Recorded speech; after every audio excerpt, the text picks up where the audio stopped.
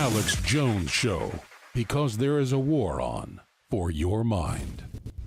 We're going to kick this live Friday transmission off with an extremely important report from Paul Joseph Watson that puts everything in perspective of what we're dealing with the left and how they're allied with any form of authoritarianism that enslaves men, women, and children, but especially women, because women are the fount of life. Here it is. Courageous women across Iran are opposing an oppressive Islamic theocracy by removing their hijabs in public. And where's the pussy hat crowd? Where are the Western feminists? Oh, that's right, they just spent the last year fetishizing and normalizing the hijab. They spent the last year applauding global corporations for adorning athletes and Barbie dolls with it. They embraced the hijab to such a degree, they literally made it the symbol of their resistance movement. How can you claim to represent women's rights when you're genuflecting to a symbol of oppression for women across an entire continent? The first thing women in Syria do when they're liberated from ISIS control is to remove their hijabs with glee. The very first Arab feminist groups 100 years ago discarded their hijabs in protest. Now Iranian women in 2018 are doing the same thing, beaten for it in the streets. And how does the left respond? With complete silence or even tacit support for the Islamic regime. How many times has the official Pussy Hat Women's March even tweeted about Iran? Oh look, it's zero. Another case in point, the relentless cancer that is BuzzFeed. People are using an old image of a woman without a headscarf to illustrate the Iran protests. Old? Really? So how old is it, BuzzFeed? 6 months? 2 years? 5 years? Oh, it's literally from last week, as you admit in your own article. It's from December 27th, just a week before you published the article. So you accuse me of misleading people when you're the ones misleading people by claiming an image is old when it isn't even old. You're the ones literally spreading fake news to side with an oppressive Islamic theocracy against women's rights. Oh no, people are using a 4-day-old image of a woman spurning the forced modesty culture of a misogynistic death cult that we peddle to our virtue-signaling white guilt-ridden readership as empowering, and it's totally up our victim narrative. BuzzFeed claims that images of women removing their hijabs to protest against government laws which force them to wear hijabs have nothing to do with the anti-government protests. In fact, it's got so little to do with the anti-government protests that it literally became an iconic symbol of the anti-government protests. Who wrote this BuzzFeed piece? Rose Troop Buchanan? Yeah, let's check that white privilege, Rose, and listen to what actual Iranians have to say about this. I'm from Iran, and every day many women are arrested because they didn't cover their hair properly. If a woman doesn't wear a scarf at all, she will be lashed. The people of Iran have made this image a symbol of their resistance, but to many leftists, everything is about American politics and their opposition to the right. The world is bigger than the US, BuzzFeed. You have taken the side of the theocrats against the oppressed. Yeah, a little more listening to people who are actually from the country, BuzzFeed, and a little less white-splaining, please. A little less throwing actual feminists under the bus with your fake news. And didn't you just know Miss Sharia law is reasonable Linda Sarsour would have to insert herself into this? Why does the right wing suddenly care about women in the Middle East? They didn't care about the Rohingya Muslims. Yeah, except they did. And Sarsour herself only tweeted about it when it became a global news story. Hey Linda, I was calling for women to liberate themselves of their burqas 4 years ago. And what were you doing? Joking about how FGM victims like Ayaan Hirsi Ali should have their vaginas removed. And you've got the nerve to call yourself a women's rights advocate. She's a fake feminist. Ms. Sarsour is not interested in universal human rights. She's a defender of Sharia law. Noticeable that male far-right bloggers, commentators in the US and Europe are going viral by deciding who is and who isn't a true feminist in relation to the West's response to Iran's protests. Yeah, noticeable how many far-left bloggers, commentators in the US and Europe are fetishizing the hijab, a symbol of patriarchal oppression, while actual victims of patriarchal oppression in Iran liberate themselves of it. Hey lefties, feminism isn't about virtue signaling on Twitter about how much you respect women while you sexually abuse them behind the scenes. It's about literally risking incarceration and torture to stand up for actual women's rights. Drink it in, because this is what a real feminist looks like. This is what a real feminist movement looks like. It's not about your corporate feminist hijabi-friendly Islamophilia. It's about risking it all to be a beacon of true freedom and true liberation for women around the world. Le 8 mars, The globalist left is so evil, it's just hard to believe. You know, Donald Trump over the weekend said something that really started to sink in for me right before we went live, because it's so true. The truth is powerful, and Trump operates unlike any statesman I've seen in modern history in the truth. And that's what's so refreshing about it. But he said, you know, the mainstream media really needs me to win in 2020. You guys had almost no ratings and it completely imploded until I came along, and you're still a shadow of your former selves because you're fake news. But he said, you need me. And look at the economy. Look at all of it. It's all roaring back, and optimism and so many other good things. And Trump is delivering on what he said. Very sensible policies across the board. And they are just flipping out, completely inverting all of this. And now Michael Wolff, known for yellow journalism, I mean, he's famous for festooning his news reports with outright fabrications. Like you hang ornaments on a Christmas tree. He's now come out and said he has no way to know if any of it's true. And he's gone on to say, quote, I'll do whatever is necessary to get the story. Wolff in journalist clothing. By the way, this guy looks so disingenuous. I saw a photo of him last night smiling, and it reminded me of a piece I've been wanting to do for months. Guys, go to Google Images and get Brian Stelter smiling. It is the most disingenuous, Wolff-like demon face I've ever seen. And then you look at Wolff, it looks like Wolff is Brian Stelter's real daddy. I'll come find it during the break because there's no way for you guys to know which ones I want. It's Brian Stelter. There it is. Oh, my God. I mean, that is a horror movie cover. Seriously, he is scarier looking than It the Clown. I mean, would you let your children anywhere near that psychopath? I mean, that is a psychopath right there. I mean, look at him. God. Oh, I mean, it cries out. Danger, danger, alert, alert. I am a scumbag. I am filth. I am your enemy. And then you look at the photos of Wolff smiling, and it's the only person I've ever seen that looks that creepy, man. It's a still image photo of him smiling the same way with that power trip look in his eyes. It's in Google Images. Just type in Michael Wolff journalist. That's his cover. And you'll see the Brian Stelter look. I believe he is related to Stelter. He's got to be. I mean, folks, I would literally not be able to finish my dinner if somebody walked over and talked to me that looked like these two guys. And I'm sorry. They're not just lying anti-American scumbags that want to run us all on the ground because they're little men. They're pieces of crap. They think they're better than everybody. That's what it's about. It's a spirit of evil, and we must break them. Oh. Anytime I need energy now, I'm hanging Wolff and Stelter and Hillary. She's the other person that's got the same demon look. I'm better than you. I'm smarter than you. I'm a ravenous piece of garbage.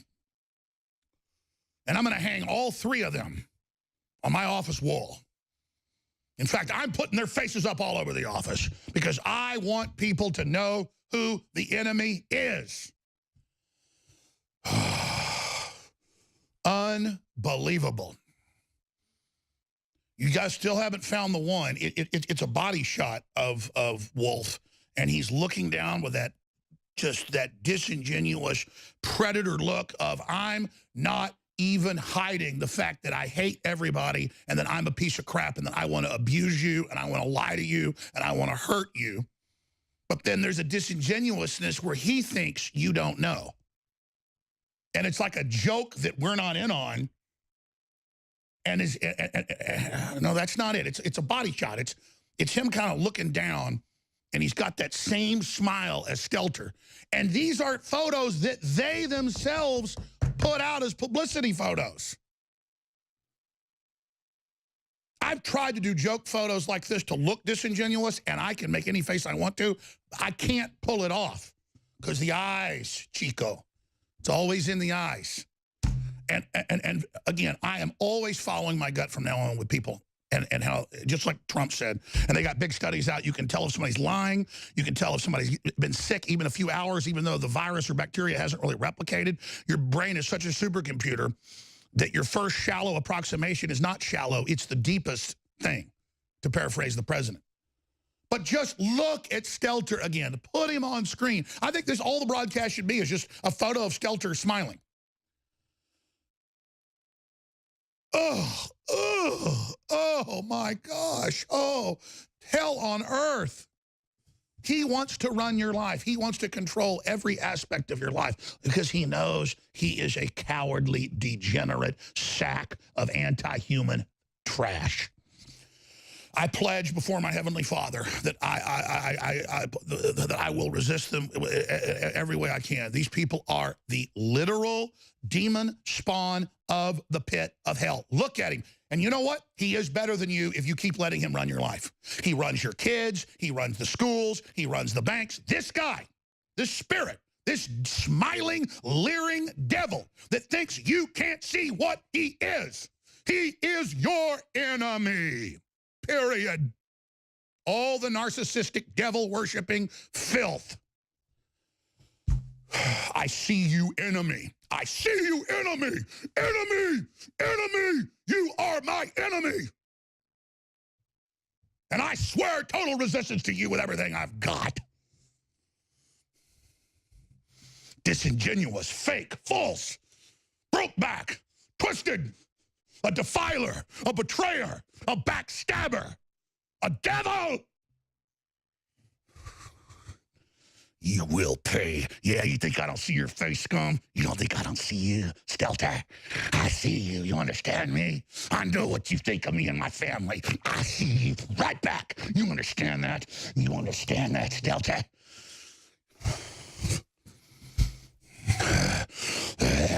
Stelter. You will fall. You will not bring humanity down. God is going to destroy you. Get him off the screen. Oh, God, they're so evil. Just please, God, free us from them. They're drunk on our children's blood, for God's sake.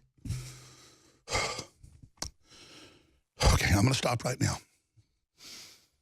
I'm going to find the photo of Wolf. The author of the... I'm just giving you a little bit of how they feel about you, see? But not the same spirit, from a spirit of will and strength against evil and recognizing evil and letting it know that you understand what it's up to and that you see it. You understand? Because they don't want to be identified, but they want to hang it out right there in front of you and not be identified, like the Joker. I see it. I know what your real face is. Oh, they just absolutely love to hurt innocents. They just rub their hands together to break down civilization, to destroy families, to defile everything they can, and to deceive and to mislead, to build their own universe of fraud. This is the compendium of their abomination desolation. Let me continue here for a second. The author of the explosive new Trump book says he can't be sure parts of it are true and just does whatever it takes to get in the news. Oh, there you go. So he just runs around. And, you know, when I knew he was such a charlatan, according to his own words, basically, Mr. Wolfie, that Mr. Wolf in journalist clothing, as they're saying, but I said, oh, Bannon certainly is going to say he's been misquoted and this was hyperbole or he was juxtapositioning or he was devil's advocating, because, you know, I war game things here on air and the media takes it out of context, even though 20 seconds before I said, I don't really believe this, but this is how they basically see it. And that's how they deceive. It's what they do. They're of their father, the devil, a spirit they worship. But they don't want you to know that it's all real and that they are literal on their belly snakes. Now, I see the snakes in the grass, and we will stand against them. I'm going to compose myself, but we'll be right back on the other side as we expose these wolves, these beasts that go about roaring, seeing who they may devour. Stay with me. People like Hillary Clinton like to hurt people. Fake journalist, this wolf in the hen house, Michael Wolff, people like him enjoy the climate of fake news media, corporate media, and the open season on the truth, open season on the president, open season on loyal, decent, hardworking, honorable folks. Open season because the trash knows it's being taken out. And so the trash is fighting for its political, cultural, and spiritual life. And its life is culturally ruling us. Leftist globalism allied with Islam, as Paul Watson's report on Infowars.com breaks it down, is allied with radical Islam and is saying it isn't feminist to take your hijab off, and the women standing up getting shot and killed in Iran and places like Tehran, they're not good. And Iran and the mullahs are good. Paul Watson lays it out. News articles, videos, progressive left. There's the title.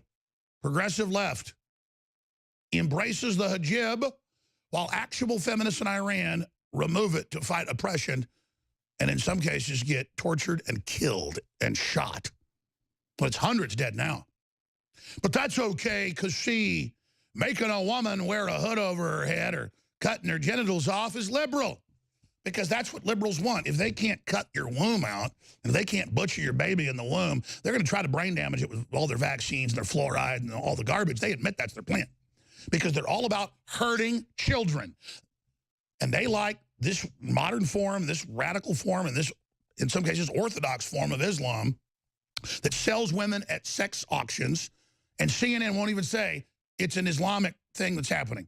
Imagine if churches were in North Africa selling women on slave blocks. You'd hear all about the denomination, the religious leader, why they do it, how it's wrong, but they won't even say to Islam, what you're doing's wrong. Because they don't want a reformation. Ladies and gentlemen, they want Islam to be used as a system to control people, and that's why it's not even Islam. It's political evil. Just like leftist garbage is political evil. And that's who they are. And the smiley-faced demons out there like Brian Stelter and Michael Wolff and Michael Moore, they're all going to point at our champion who is in the center of the arena under massive attacks and whole balconies, whole cacophonies, whole lines of these carrion crows, these buzzards, these vultures, these rotten flesh eaters. They sit up there and all crow and cackle in chorus that we're bad and we're fake and we're evil. When you judge a tree by its fruits, all we deliver is the news before it's ever forced out. All we deliver is the cutting edge. All we deliver is danger to them. All we deliver is the reality of people that aren't intimidated and aren't lying down and aren't taking their crap anymore. And I just read where Tony Blair says, I never told them this. I never said the things Wolf says. It's total fabrication. And you go read about Wolf, it's like everybody's ever been interviewed by him says he's a fabricator. That's what he's known for. He's not a journalist, he's a fabricator, in my researched view. The author of the explosive new Trump book says he can't be sure if parts of it are true. See, why didn't Bannon come out day one and say, oh, this is twisted. I didn't do this. No. That's not what they do. He just sits there and goes, oh, I love Trump, and then sits back and watches his attempt to blow up the White House politically. He lights the fuse, walks off to safe distance. He goes, is it snowing outside? No, it's dandruff. Ketchup stains down the front of him. I'm the Liberty Movement. I came with money and took over Breitbart after he died. I'm the kingpin. I'm the god. I'm the Liberty Movement. Meanwhile, he's behind the scenes leaking everything to the New York Times, the Washington Post. And by the way, leaking BS and running around, we now know, to the FBI, fawning and agreeing with the Russia investigation in a hope to, I guess, sabotage the White House and have have his cake and eat it too. Because see, the sociopaths and psychopaths or weak people that have been abused themselves and they go out and do it to others, they usually feel like they're owed something. I find a lot of times that's really what it is. I think Bannon's kind of one of those. He wants to show everybody he's the big man. He's the tough guy. He's the leader. He's in control. And he's got to overthrow everybody around him so he can feel like he's big. He's number one. But that's not the case with Wolfie and Stelter and Clinton. They know exactly what they're doing, and they hate everybody around them. And they want to burn our world down so they can act like they're the big boys. And they love it. I mean, it is just sick. And how ridiculous power trips are, how horrible they are, how enslaving they are. And you see someone possessed with a power trip. You see someone so into themselves that they'll do anything to serve evil. And notice, they don't ever go make up stuff or do anything in the fiction world because they don't want to do that. Or they call it fiction, but it's really propaganda. Everything with them is deceit because they don't know any better. They're deceivers. They're defilers. They're poisoners. They don't like the light in your eyes. They don't like the soul. They don't like the honor. They don't like the strength. They don't like the will. And they take the fact that we're kind and loving and good and open-armed to come into our midst and to feed and twist and hurt people and play folks off against each other. And there are these psychopathic, twisted control freaks in every culture, in every society, in every group, in all parts of history, and they always act and behave the same. And they always push and push and push and push, thinking they're invincible until the giant awakens and it's too late. And they've studied the history books, and they think because they have technology and other things that they'll be able to override the human will to survive and the human will to have honor and the human will to be strong and forthright. And they take our nobility that they so hate and crave because they don't have one trillionth of the spark that we have, that is only one trillionth of a fraction of infinity of the mind of God. They are cut off from God. And so they want to ruin and wreck civilization, and they are committed to doing it. And they are committed to hurting you and your family, poisoning your food and water, watching your children be brain damaged while they strut around and watch and gloat and laugh. None of these top leftists take vaccines. None of them eat GMO. None of them are into aspartame. It's for the president to drink and die. And it's for us to drink and die, or your mother to drink and die, while they all just sit back and laugh as they literally have that. They always go, we're fallen and we're scum. But when they walk around the shopping mall, they go, at least I'm hurting these people. And how can I hurt somebody right now? Ladies and gentlemen, we are back live, broadcasting worldwide. I intend to open the phones up coming up in the next segment. The toll-free number to join us is 877-789-2539. I keep forgetting to tell you guys during the breaks. I'm sorry. Will you put the clock back up there for me? Thank you. That's really helpful. 877-789-2539. We're opening the phones up on any subject you want to discuss, but really I think it's important for everybody to understand that we've got a bunch of clips of the wolf in journalist clothing, which is really the wolf stream media. I mean, that's what they are. They are fake news in sheep's clothing. They are wolves in sheep's clothing. The author of the explosive new Trump book says he can't be sure parts of it are true, and they, quote, did whatever it took to get the story. Isn't that just sweet as pumpkin pie? And that's what these people are all about, ladies and gentlemen. Tony Blair says the guy's a liar. They didn't say these things. It goes on and on and on. Meanwhile, this is the #1 story pretty much in the world. He couldn't even come up with the name himself. He had to lift it from the president, the target of his parasitic behavior. And as one of the crew in there said, you know, we're really just lining this guy's pockets. And I understand that. That's what it is about parasites. They take your energy. They force you to counter them. They force you to smash them flat, but they have no honor, so they don't care. They run off the bank. This guy is a known charlatan. It's simply insane, just like his son, Brian Stelter. I'm saying his spiritual son, because if you find the two smiling in photos, they're trying to keep all those photos off the internet, seriously. Like photos of Hillary smiling, they remove them, because she looks like a great white shark when it's about to attack and breach the surface. And the dead shark eyes. It's all about minions, all about her feeling powerful as someone grovels to her. Oh, yes, oh, you're so powerful. Oh, yes, thank you, I am. Oh. Not so powerful now, are you, witch? And you'll be known in history as a crook. And Trump will be known as a titan of liberty. Someone that delivered, someone that was honorable, and you'll all try to write the annals that he wasn't. But just like the British history books said William Wallace was this and that, and a thief and a piece of garbage and a coward, everybody knows in history now he wasn't a coward, he was an honorable man. Because everybody intrinsically knows everything you say is a pile of garbage. You are the lie. The liar, the enemy. The defiler, the disgraceful, the cowardly, the spiritually wicked, the abomination, fallen, twisted, ugly, venomous, dishonorable.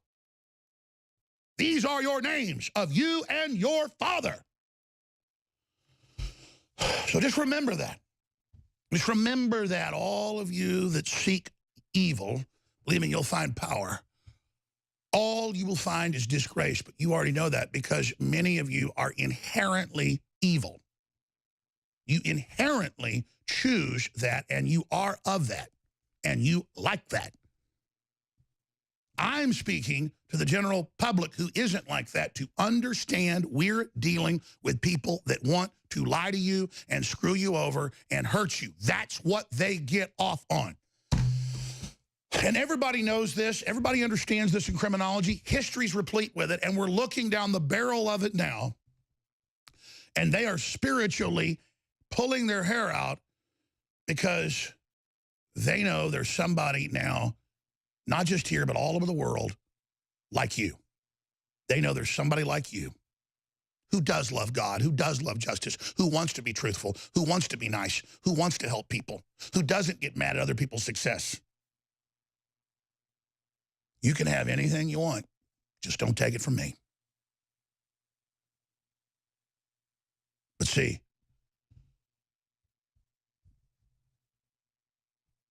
these are, more than anything, spiritually ugly people. If you think their appearances are ugly, their souls are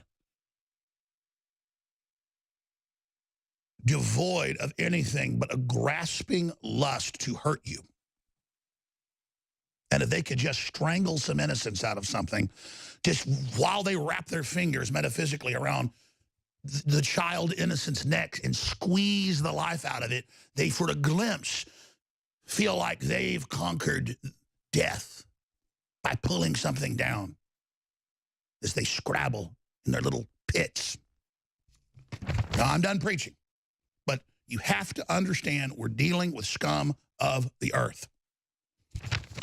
And I think I've said that enough, but scum of the earth, scum of the earth, scum of the earth, scum of the earth, scum of the earth, scum, losers, trash, filth. I mean, I just cannot express to you enough that we have to really not hate these people, but like you don't hate a rotting dead carcass of a hog or a horse or a deer over on the side of the highway, but you don't want to run up to it and wallow in it and kiss it and marry it, or, you know, take it home and put it in the bed with you.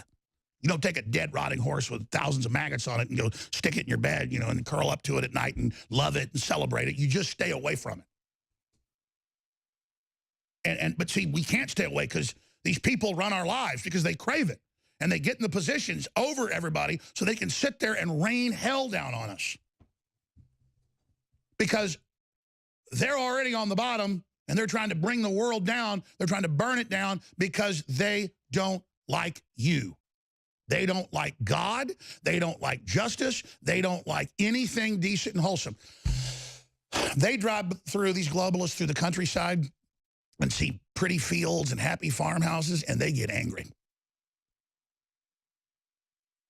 They have extreme enmity, but they see some homeless person with big old jaundiced eyes, bloodshot, stumbling around with diarrhea running down their leg, and they kind of get a little happy. I've seen it, and kind of, well, and they'll kind of look at them, And I've noticed that about leftists, and you're like, oh my God, they are literal psychic vampires, and that's why everywhere they're in control, there's just feces all over the ground, and people starving and lying around, and drug needles everywhere while they drive around in their $150,000 cars and just enjoy it. Oh, yes, the ugliness. Like a, Lord looking down from his castle at the starving villagers that are like a foot shorter than him and his family, because for generations they've been stunting them and keeping them down, and they just look over the castle wall and just say, it's such a pleasure. It's so fun to hold America underwater. It's so much fun to have us with the highest prohibitory taxes in the world to keep jobs out of the country. It's so much fun to turn men and women against each other and black against white and old against young. It's so much fun to twist everything and deceive and corrupt.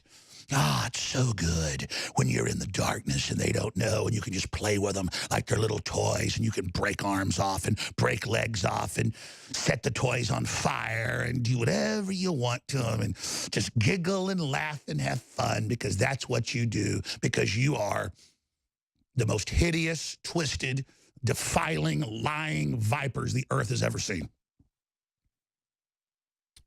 Okay, I'm just telling you who they are. And again, I could talk for 1,000 days. You cannot describe their commitment to evil, their commitment, their soul lust, their love, their desire is to hurt you. Period. And they know it, and they think it's funny. But they don't want you to know. They like the sick joke of telling you they arbitrate culture and society, they're in charge, and they are going to tell you how to, and you're going to come to them as their priest, their guru, their shaman, and they're going to look down on you as a pile of crap, and they're going to try to do whatever they can to turn you into a confused, freaked out, fallen, failed person like them. But you're not. Look at the most popular stories on Infowars.com from the last few days. Colorado lawmakers resist Sessions' war on marijuana. What a stupid, dumb thing by Sessions. Court upholds $135,000 fine for bakers who refused to bake a gay cake. Green Day singer tells his Trump-supporting fans to F off. Germany to censor media and upcoming Nazi-style purge. They've openly announced it. And Chelsea Clinton sends a Happy New Year's tweet to the Church of Satan. What a just little mix of bizarreness. But again, you get an idea of where they're coming from. Put as many peaceful, nonviolent, even legal marijuana smokers in jail as you can, while the Clinton crime family has been caught smuggling children out of Haiti by the thousands. Associated Press. One big investigative report over 2 years came out, 6 months ago? No coverage of it anywhere. I can't believe AP even put it out. But see, what happens is people find this is going on, they document it, and they go, listen, everybody's going to revolt that isn't pure criminals if we don't at least put this out. And then we can kind of act like, when more comes out later, that we did something. It's just incredible. And a lot of people go, look, these are really evil people. We get it, Alex. We're not going up against them. They're going to get you when they want to get you if you don't fight them now. I mean, if somebody's coming after me, let's go. I'm going to get them. How about that? I mean, they're a bunch of hunchback devil worshipers, for heaven's sakes. Who's going to protect the children if we don't do it?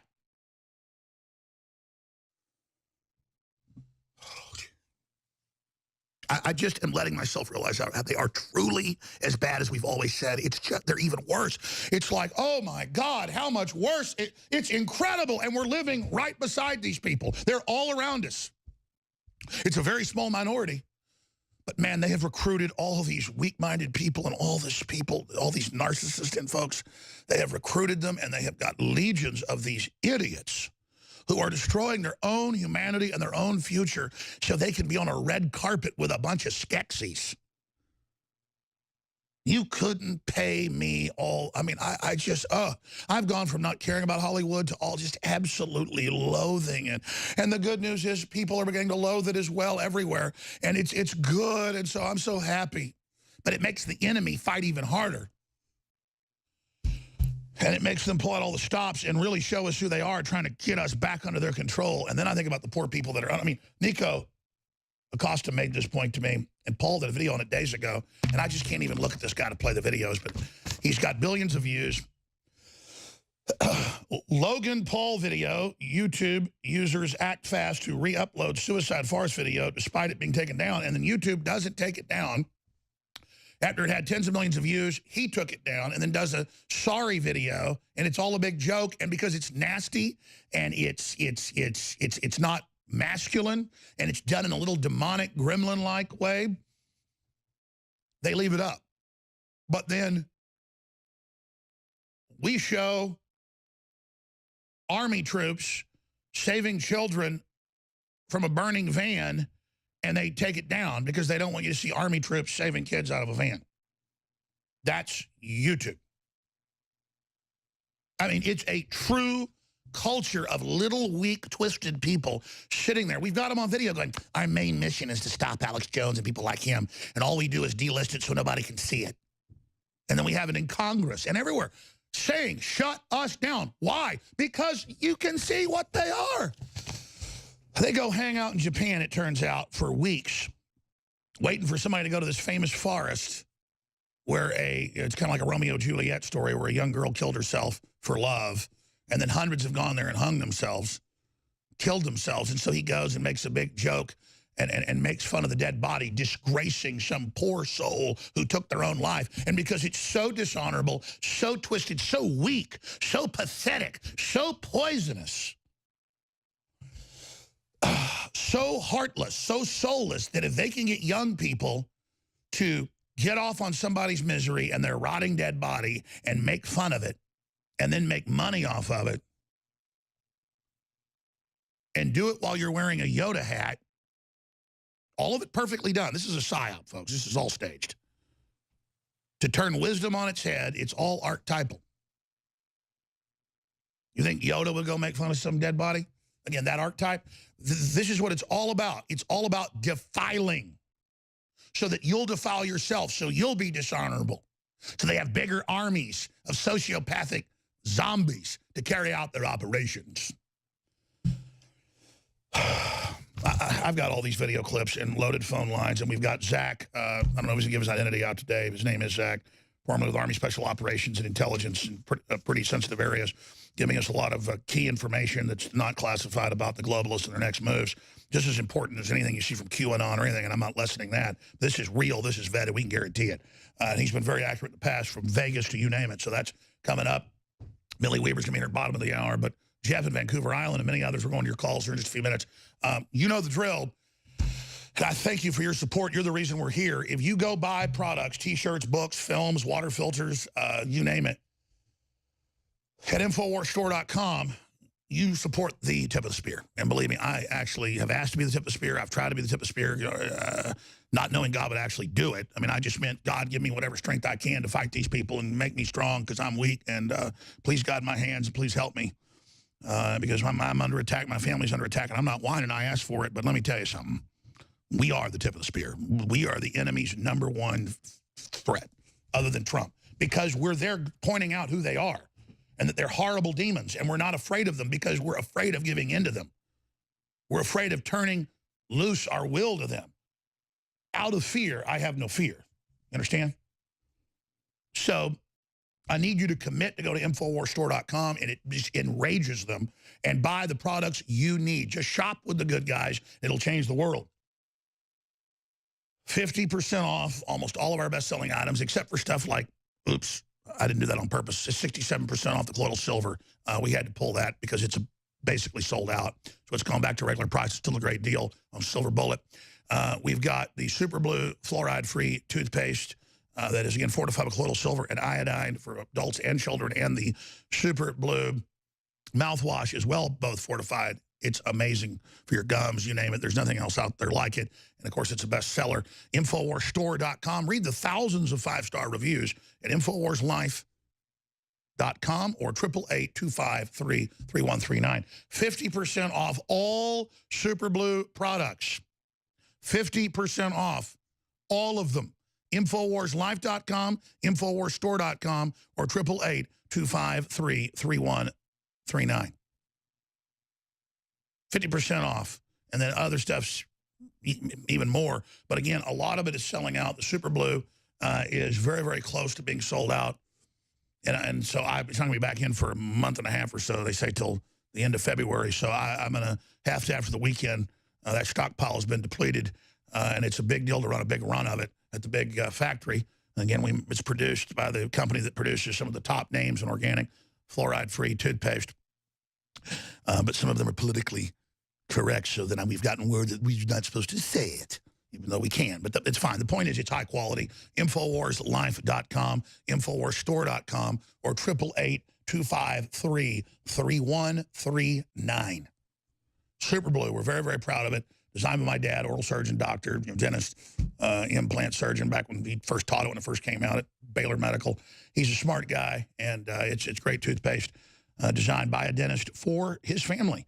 So InfoWarsStore.com, InfoWarsLife.com, or 888-253-3139. And whether it's the Real Red Pill, I'll find out about that, which is the foundation for everything, or whether it is Alpha Power, that is amazing, or whether it's Super Male Vitality. Some people like Super Male Vitality better. Some people like Alpha Power better. We've all tried it here in the office. Some people like Anthroplex better. Some people like Alpha Power better. They're different formulas. They're different for different people. But Alpha Power is very potent, very strong, stamina, libido, energy. Read the reviews. It is amazing. And 50% off Super Male Vitality. It's all about to end. It has to end because a bunch of this is, again, selling out. And that's how it is year end. And so it could be months, just like I told you, Myco ZX was selling out. And so that 50% off is now gone, and it's about to sell out. I mean, it's going to be sold out probably for months because it's so hard to have California standards, and which is basically impossible for multi-ingredient compounds. So it's just batch after batch fails. Other people just slap the sticker on there. You understand, a piece of lettuce has more lead in it than can be in a whole bottle of something, according to California standards. And then then they'll test everything and hope they catch something, even though everybody else can't pass it, basically, and then go, oh, look, he's the devil, he's murdering you, This is how this stuff works, ladies and gentlemen, when it's some of the highest quality, cleanest stuff out there. InfoWarsStore.com or 888-253-3139. We'll be right back. Please spread the live video links. There's no such thing as the devil's helpers. There's only slaves. There's only chattel that always is destroyed, always is betrayed. And that's what betrayal is. Betrayal is the essence of evil. And we should learn to recognize it and know it for what it is. That's why they always accuse us that are trying to be good and trying to be honorable and who have consciences and who bust our butts to try to be the best we can, that we are frauds, that we are fakes. That face in the crowd moment that they're always looking for to try to bring down Trump or myself or Matt Drudge or anybody else, when they are the ones that have the histories.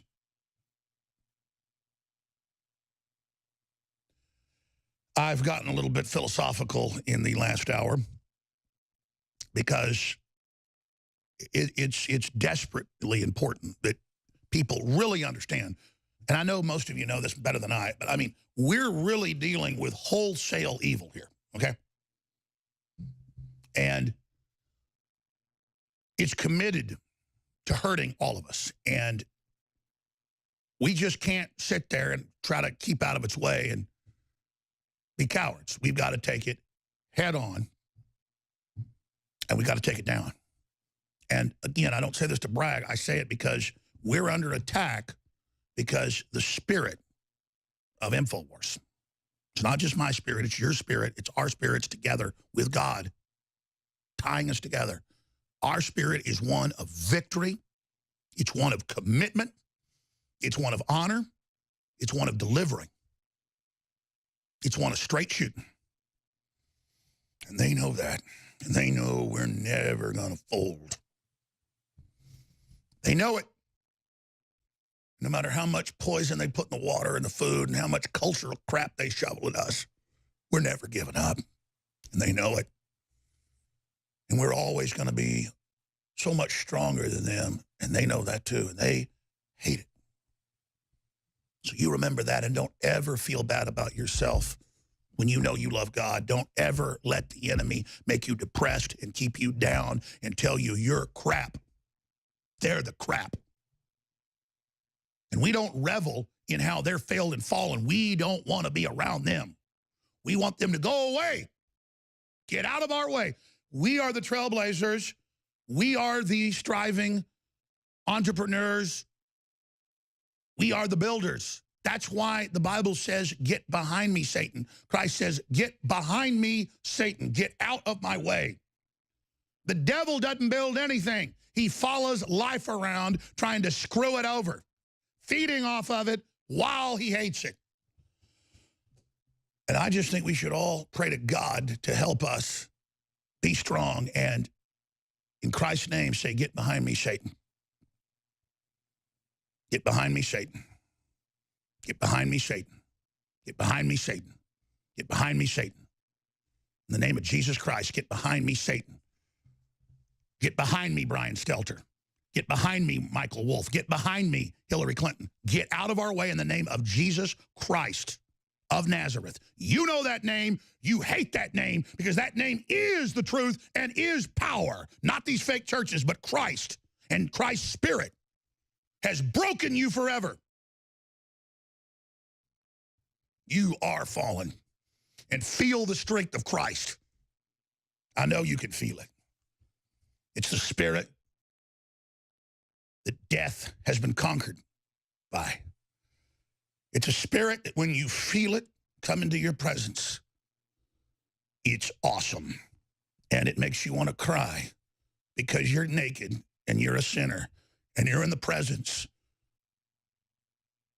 of the God that created all that is and all that will ever be. I authorized zero access to the White House, actually turned you down many times, said he never spoke to you for the book. It's full of lies, misrepresentations, and sources that don't exist. So as good a place to start as any. Did you talk to the president? What was I doing there if he didn't want me to be there? Well, let me ask you, did you talk to the president? Did you interview him for this book? I absolutely spoke to the president. Whether he realized it was an interview or not, I don't know, but it certainly was not off the record. I am certainly and absolutely in every way comfortable with everything I've reported in this book. Would you release any of those recordings since your credibility is being questioned? My credibility is being questioned by a man who has less credibility than perhaps anyone who has ever walked on Earth at this point. Before you stand by everything in the book, nothing made up. Absolutely everything in the book. Your former editor at Vanity Fair, Graydon Carter, said he wasn't surprised you'd written this explosive book. He was surprised they let you in the door at the White House.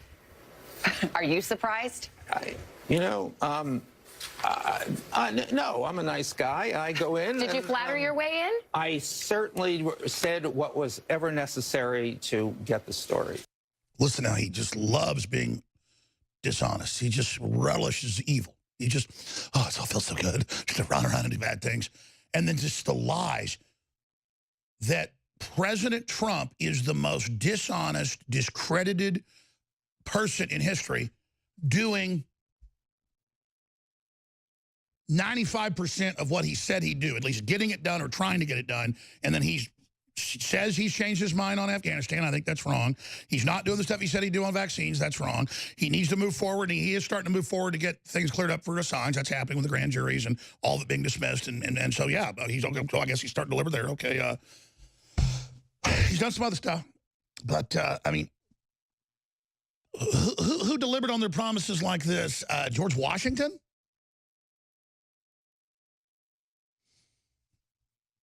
Once Thomas Jefferson got in, he wasn't so much as a libertarian as he was before. He was still a pretty good guy.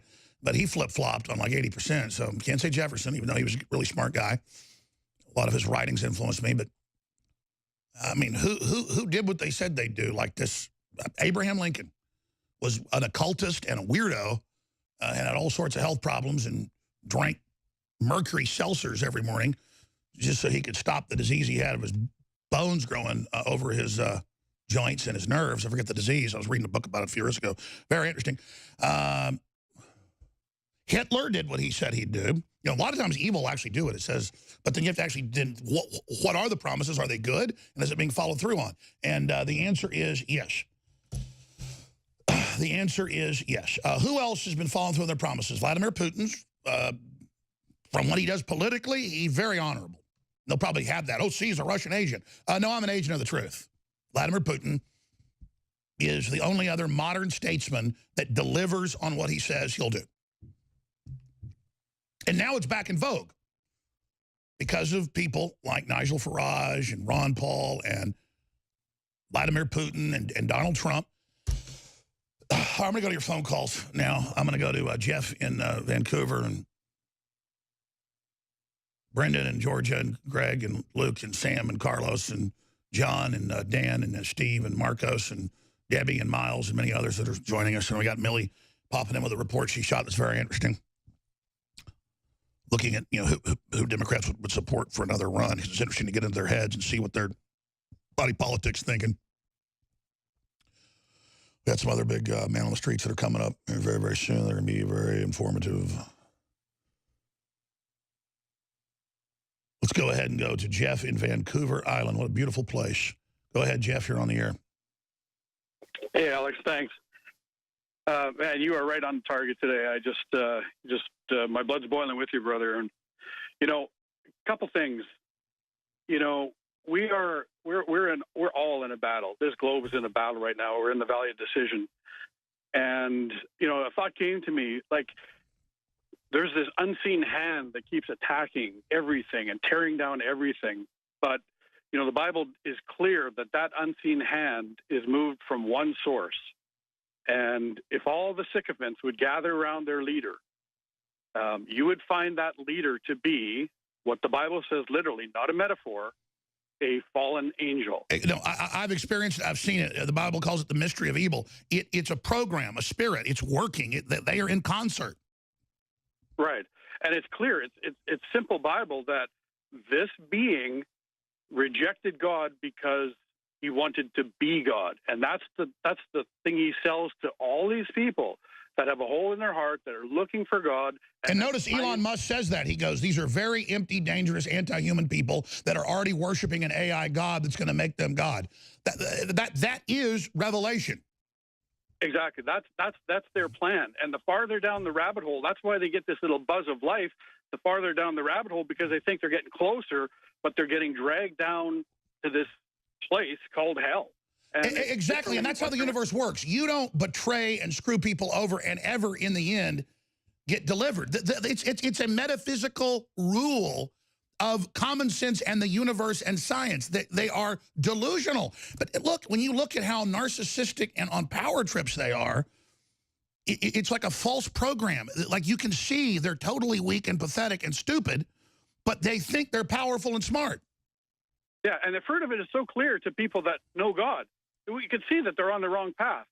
So that's my one point. I just want to finish with this point. The Bible also says very clearly that Jesus Christ defeated our enemy when he gave his life for mankind and injected the love of God back into the world. And as much as these people make my blood boil, I know in my heart of hearts that Christ died for every single one of them. And that's the one thing that's going to turn some of these people in the valley, is that Christ already has paid for their sins. And on the judgment day, when everybody is looking the God of the universe in the eye, they're going to see that their debt was paid. They had full life ahead of them, and they turned it away for their own selfishness. And here's the thing. A lot of these evil people know that. And those people can't be reached. But it's the people that can be reached that we want to say, you're going over the cliff, brother. No, you're absolutely right, because you know what the ultimate sin is. It's refusing the Holy Spirit, having God actually reach out and show you, and you go, I don't want you. God bless you. I appreciate your call, Jeff. It's unbelievable. Let's jam in one more call here. Let's go ahead and talk to Carlos. Calls in all the time, but I'm going to go to Carlos. I want to hear what he has to say. Go ahead, Carlos in Montreal. Thank you, Alex. Just wanted to follow up on, before talking to you about your fantastic iodine product, I'd like to just mention that when China says that it will reduce its taxes to zero to encourage companies to remain in China, in effect, they're failing because the American companies that have any wisdom in this will take the tax money that they save and reinvest it in the United States, where they will have a population that has more disposable income because of the reduced taxes in America. And that's their problem. If they don't do that in China and they just maintain the tax level where there is now, of course, American companies will come back. But the Chinese don't have the purchasing power to compete with Americans. Well, exactly. Look, it's state-run government, state-run media, and Trump goes, okay, we'll lower our taxes to your level 15%. And then they go, oh, now it's zero, but you got to invest directly with the... They're saying that these worldwide companies, many of them U.S. companies, have to become state-run. And you're reading it right there in the New York Times like it's a wonderful thing. They're like, oh, go stay in China, everybody. I mean, they're literally agents of this evil power that isn't even communist. It's just this vampiric system. It's incredible how... I mean, on its face, the left is allied with the most radical forms of Islam that oppress women. They're allied with communism. They're allied with it all. What do you want to say about the iodine, brother? Are you gone, Carlos? All right, I think Carlos is gone. I was thinking about holding him over. We'll be right back with more phone calls straight ahead. I shouldn't look at Brian Stelter. Just looking at that photo earlier really triggered me. So the known yellow journalism king, Mr. Michael Wolff, the man that masquerades in journalist clothing, he's come out with a huge whopper of a lie saying that President Trump is one of the biggest liars out there, saying that he just doesn't do anything he says he'll do. Even CNN and MSNBC admit he's the promise keeper and that he's dangerous because he says what he really thinks, and that he's not a statesman that knows how to twist things. So Trump is known for telling the truth. Trump is known for being a straight shooter. Alex, I will not let you down. I'm going to win. We're going to cut the taxes. We're going to start securing the border. We're going to take care of the veterans. He's been delivering. But, oh, the little journalist who, again, only emerges, it turns out, I've looked like every decade, kind of like It the Clown emerges, every decade or so, to feed, and then he kind of scurries back into the shadows and comes back out with, some big fiasco book with lies and disinfo and false quotes, according to people, all mixed together with some truth. So this is him caught in the big enchilada lie, and then we'll go back to your phone calls. Would you release any of those recordings since your credibility is being questioned? My credibility is being questioned by a man who has less credibility than perhaps anyone who has ever walked on Earth at this point. Before you stand by everything in the book, nothing made up. Absolutely everything in the book. Your former editor at Vanity Fair, Graydon Carter, said he wasn't surprised you'd written this explosive book. He was surprised they let you in the door at the White House. Are you surprised? No, I'm a nice guy. I go in. Did you flatter your way in? All right, let's stop right there. So he says Trump's a liar. He has the worst credibility. He doesn't do what he says. And, of course, there's globalist operatives in the White House. That's what all this is about. And we know who let you in. Stephen K. Bannon. It's reportedly in the book. Bannon lowered the drawbridge, and in came the wolf. Kind of like foghorn leghorns. I'll see, go away, boy, you bother me. There's a hen house over there. It's like, come on over here, dog. You look like a dog to me. Got a big bushy tail, though, and big old teeth. Actually, sir, I'm a known wolf. Well, I say, you go right on in there, my good buddy. I'm a nice guy. That's another joke. ShowDrudgeReport.com. He's got one of the creepy photos, but man, the one I found this morning, and I can't find it now, it's driving me up. It's like a full body shot of him in a suit, and he's got that demon smile going. Michael Wolff. Yeah, they've changed the photo now. It was down in the corner. Go to Google Images or try Bing or something else. Just type in journalist or author Michael Wolff.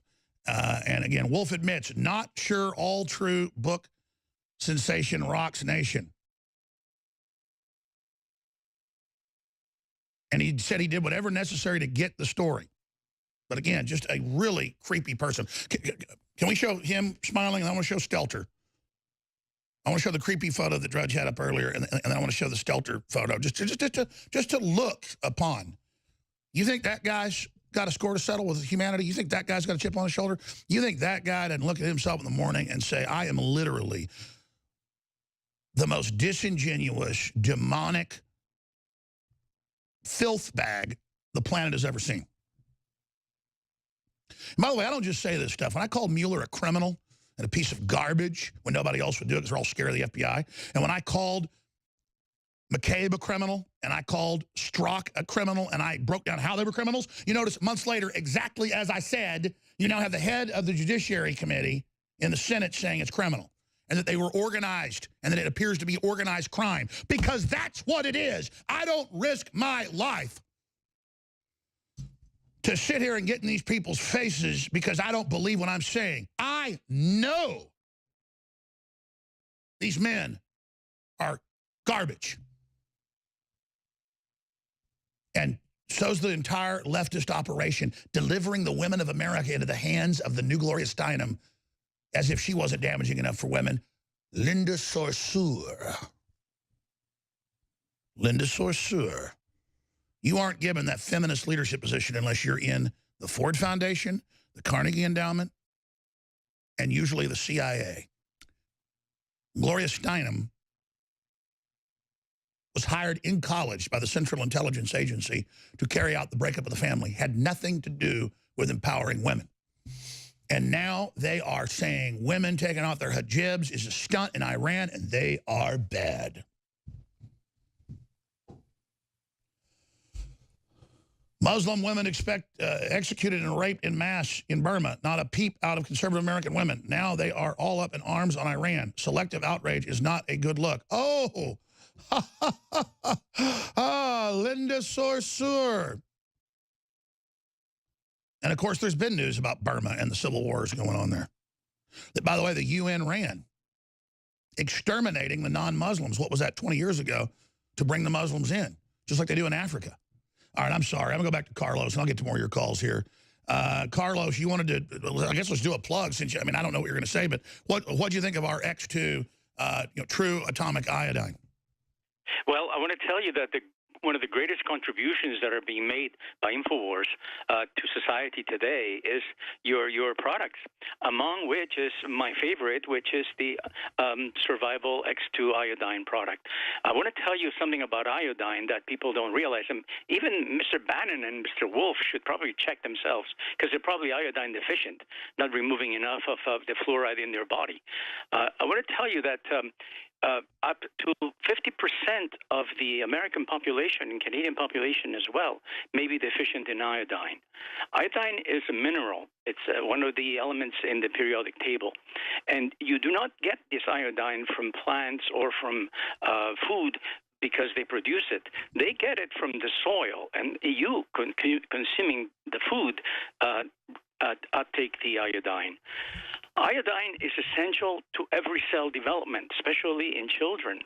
And iodine is concentrated in the thyroid gland, primarily there, where it filters the serum coming through your blood and extracts whatever iodine is present. If the iodine is not present in sufficient numbers, your thyroid gland has to work double time. In the extreme, it reaches a limit. So then the pituitary gland sends a thyroid growth hormone to it to make sure that it's bigger so it can process more serum and get more iodine from it. In the ultimate extreme, it's called goiter. It's a disease. And people don't realize that if you are short of iodine, if you're deficient, your cells will not mature properly, develop, and never mind radiation coming from Fukushima. But at the same time, iodine enables your cells to develop. And it's very important for muscular brain development. A lot of brain problems and breast cancer may be attributable to iodine deficiency. And by the way, you can just search engine, mainstream news admits iodine deficiency on average 15 IQ point reductions, then fluoride added another 15. It's all admitted. This is a plan where they bomb us with the bad halogen that our thyroid then uses, and it basically then gives us the swollen thyroid. We are back taking your phone calls. We've got Zach, formerly with Army Special Operations Intelligence, a great source of not classified info, but HUMET analysis of now a private citizen and contractor with unnamed groups. He's going to be joining us from Morocco. And then Millie Weaver's going to come in with a big report she filed that we're going to premiere here, doing some investigation into the Democrats and their mindset. But no kidding. Media Matters is writing like 5 disinfo pieces against us a day. And then when they write the disinfo piece funded by Soros, this is admitted, then mainstream media, that's their green light that it's okay to report on. And it's really ridiculous. Here's the latest article. I didn't mean this to be a plug, but it is a plug. Thump, the first 100 days about Trump being a nice little bunny to counter them saying he's a Nazi and a murderer and all these other things. Well, guess what? They say that this is a white supremacist book. Alex Jones is hawking pro-Trump children's book that indoctrinates them to white nationalism. Why? Because some of the people in the book are white and the bunny rabbit has blonde hair. I'm not kidding. There are black bunnies too, by the way, and brown bunnies. And so, again, that's just their job. Meanwhile, they have another article out saying Alex Jones claims that Brian Stelter is basically drinking your children's blood. No, what I said is culturally, like a psychic vampire, he's drunk on our children, our future's blood. Yes, they're trying to destroy our future, trying to break up our families. They're pushing all this anti-American garbage. They're pushing, pro-Arab Spring, all this stuff. That is drunk on our collective children's future. And that is, again, a metaphysical allegory that is extremely clear. I didn't say he is actually drinking their blood. But they'll edit it together and put that out, and that's fine. Go ahead. Jones threatens Stelter. You will pay, yeah. You don't think I see your face, scum? He is scum, lying scum. You don't think I don't see you, Stelter? And now everyone will look at his demonic face and think about how he's leering and smiling at you and thinks he's better than you. So again, Soros, you will deliver yourself into our hands. Yeah, let's put him on the front of the screen here. Oh, my gosh. I mean, that is literally an arrogant servant of the system. Narcissism, pettiness, pea-brainedness, the example of everything that men shouldn't be, namely not being a man. That's a wimp that wants to squat over America and run everybody's lives to make himself feel like he's somebody. That's the spirit. Thump. The first 100 days, and you get with it the Alex and Thump, The Art of InfoWars, collector's poster, America First in 1776, Infowars.com. Yes, you heard it. I mean, they're now saying just having white people in movies, period, is racist, and milk is racist, so there's a new level. Now bunny rabbits are white nationalists. Here we go, ladies and gentlemen. Again, this is simply amazing. This is white supremacist. I guess because there's white people. This is all they can do.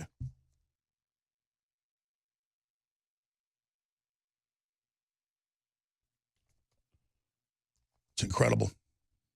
And it's all meant to trigger them. And look, there's brown bunnies and black bunnies. But the teddy bear, he's left behind. I'll say this, there are a lot of coded messages in here, but it's not racist messages. Very well done. That's why the last one they did was a #1 New York Times bestseller. Spirit cooking. Can you read this? You learn it. Oh, and they are so scared.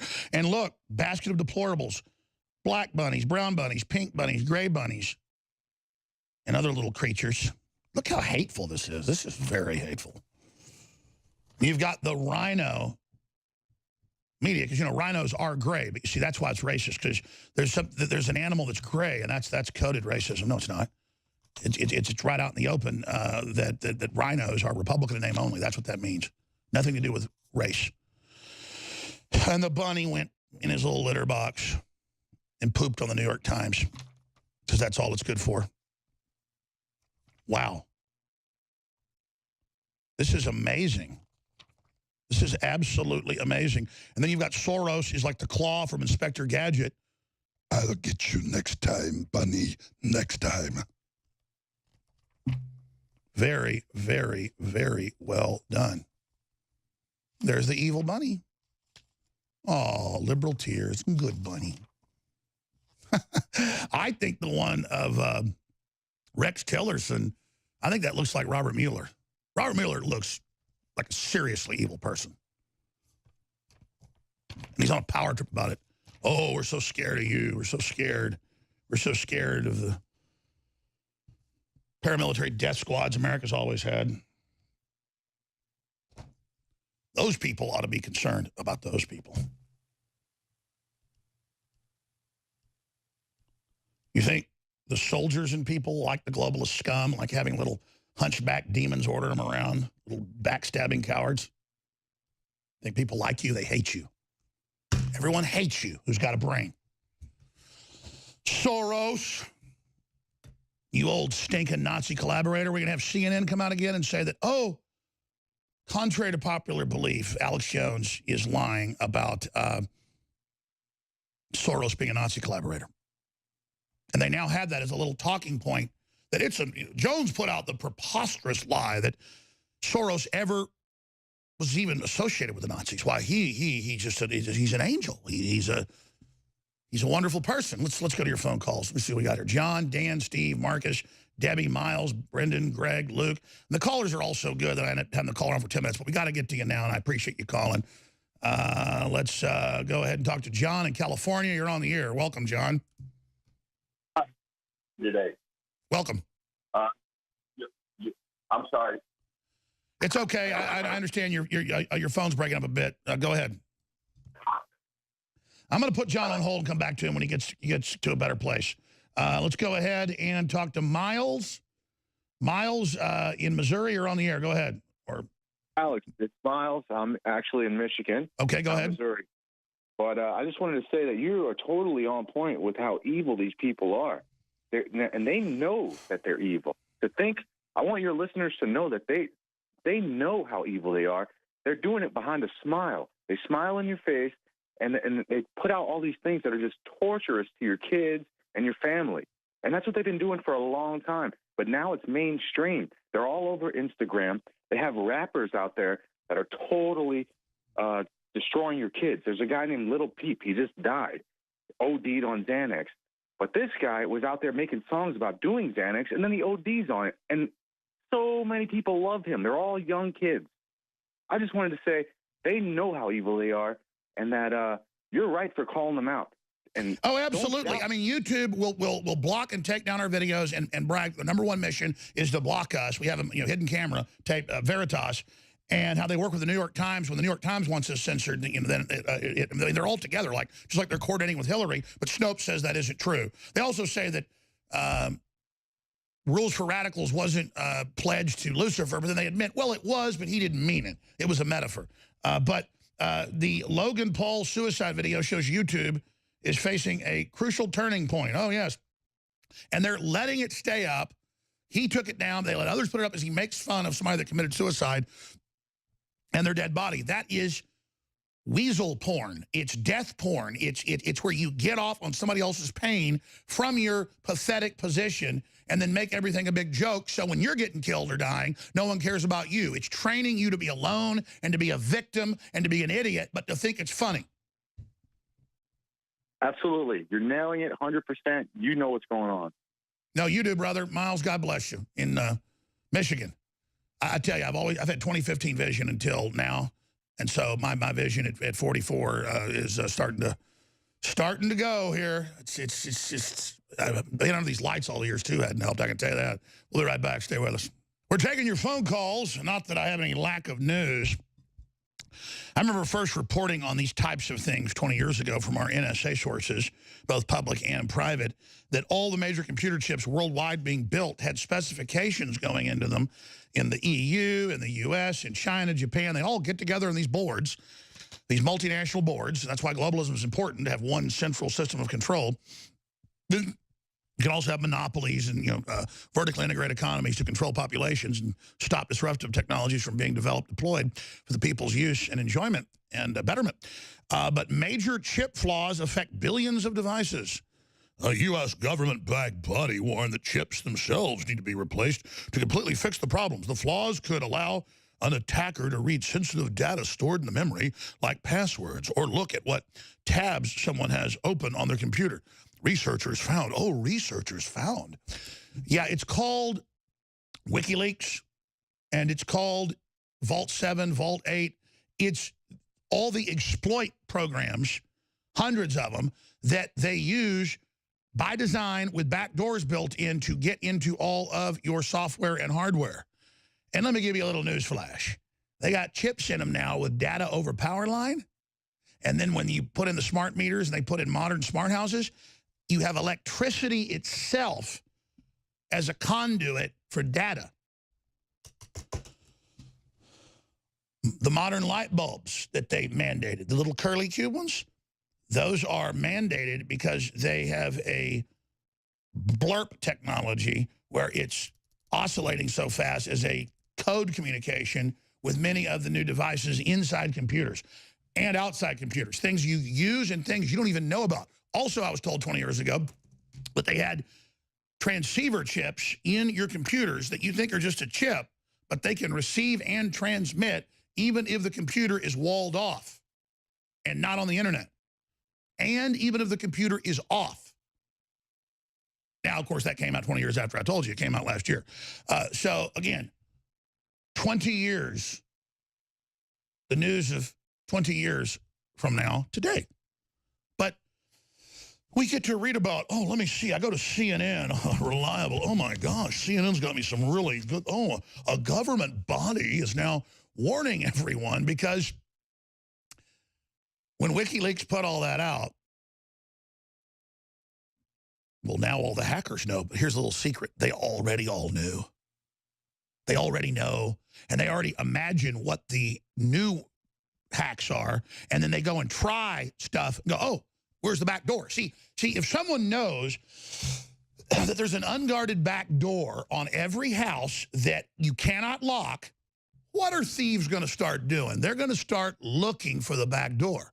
So in the great wisdom of whoever really runs WikiLeaks, in the great U.S. intelligence operatives that are fighting the globalists, and that's a fact, by the way. Oh, yeah, Julian Assange is a deep, deep rogue state U.S. intelligence group. I'm just going to leave it at that. So just more I think you need to know. It's the time of things to be revealed for everybody here. It's not the Russians. And because elements of our government also discovered that it was an exploit against the public, but also a double deal with China, and that China has been given all the information and is using it against us in a double cross, including putting it in chips that are for critical defense that they weren't supposed to. And it goes on and on and on and on and on and on and on and on and on and on and on and on and on and on and on and on and on and on and on. Oh, but you read this, see, now they've got to tell you, oh, your computers all have back doors in them. Oh, but remember the FBI, after what happened at San Bernardino, they needed Apple to give them the code to break into the phone. No, they wanted the code to everything. And that was because Apple hadn't given them all the back doors yet. Because Apple executives didn't want to be spied on. You see, Apple executives don't put basically any apps on their phones because it's the apps that are the back doors. All the major big free apps the companies put out, back doors. And the control freaks in Silicon Valley can't help it. Even when it's not a government program, they put little back doors in for themselves. Because you know the type of data you can get on, say, an app that's been downloaded by 5, 6, 7, 10 million, 20 million people? It's incalculable. They were spying on people's apps at Google and knew Trump was going to win by 20 points. Total landslide. That's why they were panicking so hard, ladies and gentlemen. That's just one article out of probably 300 in my stack. See, I could talk all day just about this. Oh, CNN here, maybe Brian Stelter will tell me here. Oh, the flaws. Like I walk up, somebody walks up and shoots you in the head with a .45. Oh, it's a flaw.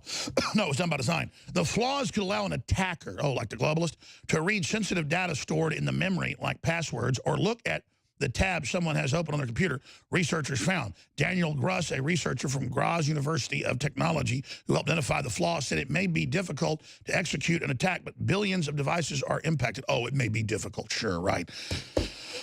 They do it to be mass exploited at once. That's in all the documents. We're going to go back to your phone calls ahead of our next guest joining us. I just thought you might want to know that. I mean, I know you already know that. And you're saying, well, I have nothing to hide. I'm doing anything wrong. Yeah, I had to get rid of 4 or 5 cell phones over the last 3-4 years because someone would get in on it and start dialing people in the huge address book. Or I would go into my photos and there would be a video of my phone when it was sitting on the dresser. There'd be a 8-hour video with me snoring in the background and stuff like that. My phones will turn on by themselves and dial my ex-wife. If I'm sitting down talking to my son about discipline or something, the phone turns on and dials. Little friends they're always listening. Little friends. Just remember this window that you think so cool into the world is a window for them to reach through. I'm not saying my ex-wife do anything. I'm saying that's what's happened. It happened to Pat Riley, one of my crew members, while he was driving with my son, having a talk with him about life. That's the type of crap I deal with. And none of it's even bad that's going on. But can you imagine the thousands of hours they've recorded of me? Because that's the next big phase they're admitting is going to be, you can just take 10 minutes of somebody, 2 minutes, 30 seconds, and totally copy them with Adobe software that, remember, they brought out and then they pulled back because they went, whoa, this will hurt us too. That's 30-year-old technology. It just took more computing power back then. Took longer. But this is how we're being exploited. This is how we're being targeted. This is how we're being manipulated. This is how you are. And so you think, well, you have nothing to hide. That's like people that they're going to Cancun for Christmas or wherever, or they're going to London. Here's all the presents, that I've got under the tree that we're going to open when we get back. I gave my husband this, I gave him that. And then they know the day you leave, they rob you. See, you didn't do anything bad, but bad people used information on you to hurt you. And I'm not talking down to the audience. I know you get this, but other people go, I don't care, let them spy on me. Oh, really? Let them spy on you, huh? Really? And then I noticed years ago, it was always dialing Arab guest I'd had on, or Muslim guest, or other investigative journalist. I know what it was for. So they could then claim, we need a warrant on Jones for trying to do a parallel construction, and he can't find anything on him, but we're going to go ahead and get into his phone and have him dial some people that we already have got FISAs on so we can pick him up in the net. And they don't even do that until they're wanting to try to cook something up. They're already listening. They're already tracking. It's just that they have to open up an investigation, so they just get in my phone and start ring, ring, ring, ring, calling Abdul, calling this, calling that. And then I found out from intelligence sources that are very accurate that they were looking, because I was against the Iraq war and all that. I wasn't pro-Islam.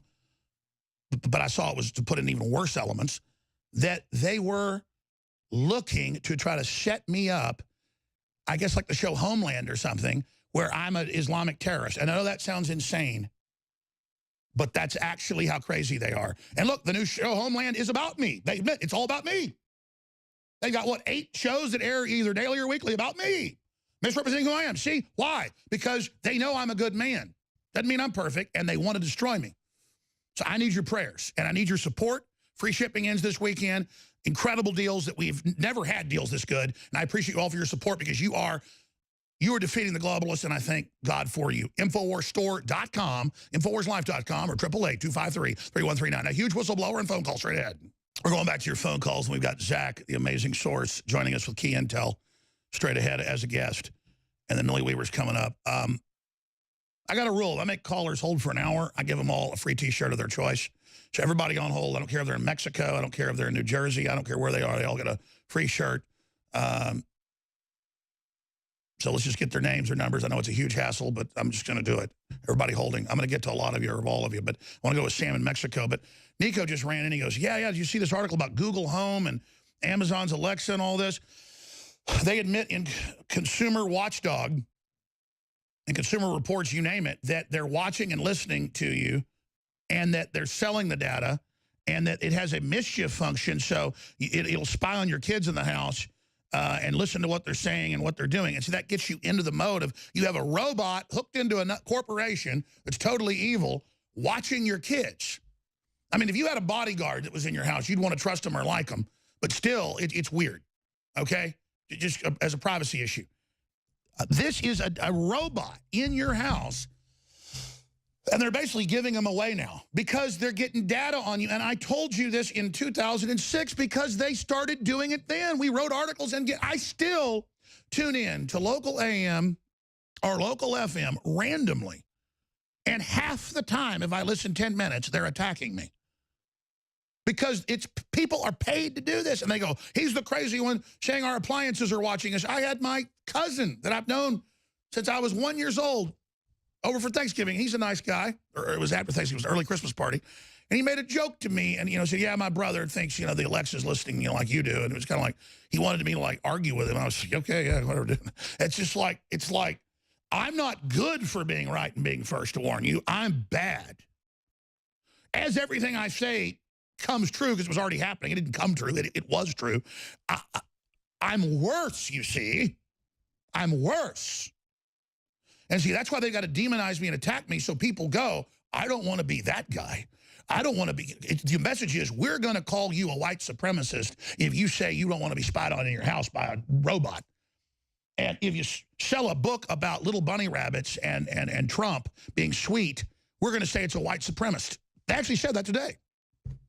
So I'm just saying, this is the magnitude of the enemy. This is the magnitude. And the good thing is, so what? To not be these people's slaves, they throw coffee on me or yell at me. 95% of the time, somebody buys my dinner or pats me on the back, and they have such a soul in their eyes. Black, white, Hispanic, Asian, old, young. Our listeners have always such incredible souls and are such beautiful people. Even if they're crippled or they're old or they look like a supermodel, they just have electricity in their eyes. And then I see the servants of evil, and they're so hateful. And they hate me so much. And they're just pathetic. And they want to destroy everything. And our forebears had to fight and die to have a little bit of freedom. All I got to do is just stand against them and let them demonize and attack and move forward. But see, they're not targeting me. They're targeting you. They know that I'm going on to the end, whatever the cost is, but they want the message to you that will get you if you stick your little head up. I'm sorry to Sam in Mexico, but I'm going to go to you quick here. So thanks for holding. Go ahead, Sam, you're on the air. I'm praying for you, Alex, and for President Trump and the info war. Well, thank you. I need it, brother. What's on your mind? What we're up against is the fourth and terrible beast that the Bible talks about in Daniel and other places. This is the global government that you've been talking about for a long, long time, and now it's finally reared its ugly head, and that's the point. It's coming to pass, just like the Bible said. I'm going to come back to you if you want to hold. This is important because I know I pontificated. We've got Zach coming up. He's a very important guest. Then I will get to everybody and Millie Weaver, I promise. But everybody gets a free T-shirt or a bottle of X2, or just tell us what you want, because I appreciate you holding for an hour, and I've got to break myself of this bad habit. We'll be right back.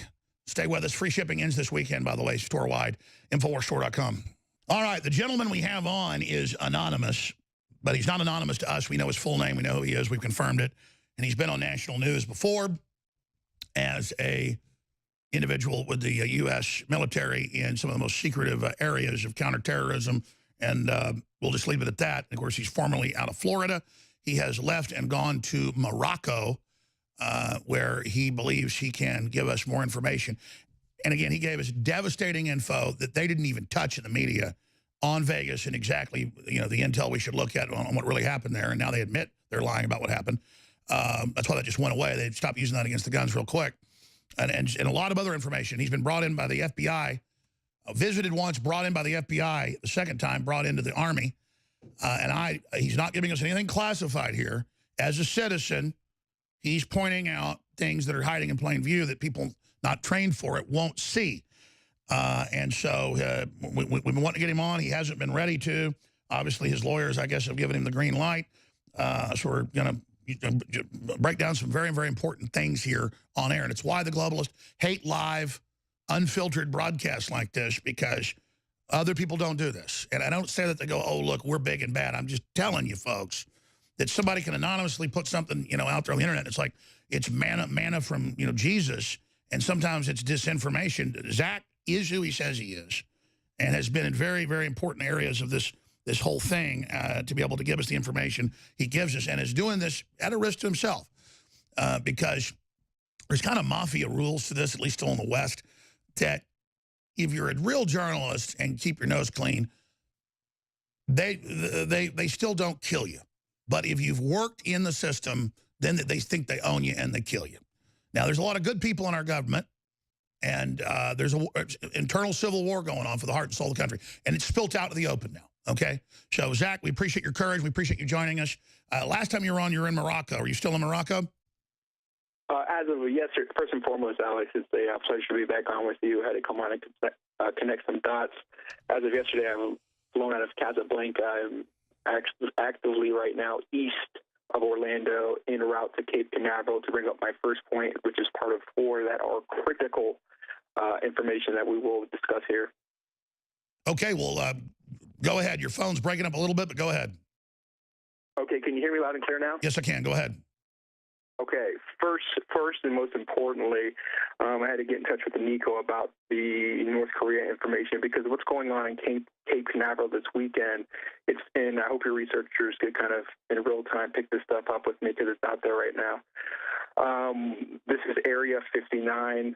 SpaceX is having a launch this weekend. Weather, it was supposed to happen yesterday, but because of weather, it's going to happen this weekend. It's the SpaceX Falcon 9 with the secret payload Zuma, and that's going to go into orbit, and that is done by SpaceX, but the payload is in conjunction with the U.S. Air Force. That's a DoD fulfilled contract. Now you're not saying anything secret yet, but I want you to be careful here, okay? No. This is public. It's just people aren't connecting the dots or getting the breadcrumbs yet. You could Google that and find that. But obviously, North Korea knows. And notice they're suddenly calling for the first time in decades and having marches now calling for peace. Isn't that funny? Well, I got 4 major points here, and I gotta get to them all because they're all interconnected. Go through it.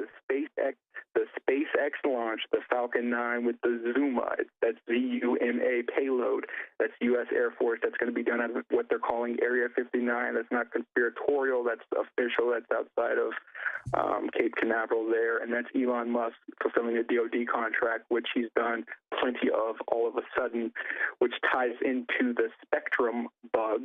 You were alluding to it a couple minutes ago as I was listening. That is the backdoors into the microprocessors of everything.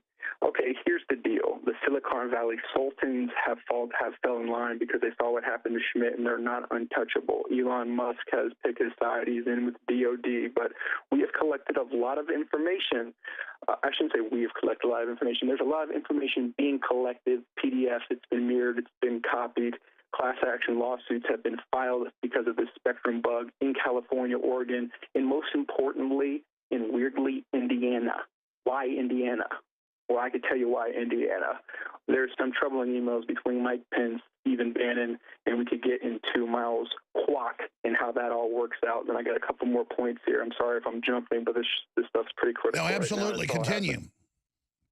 Okay, so the spectrum bug could be read as spying on, everyday Americans.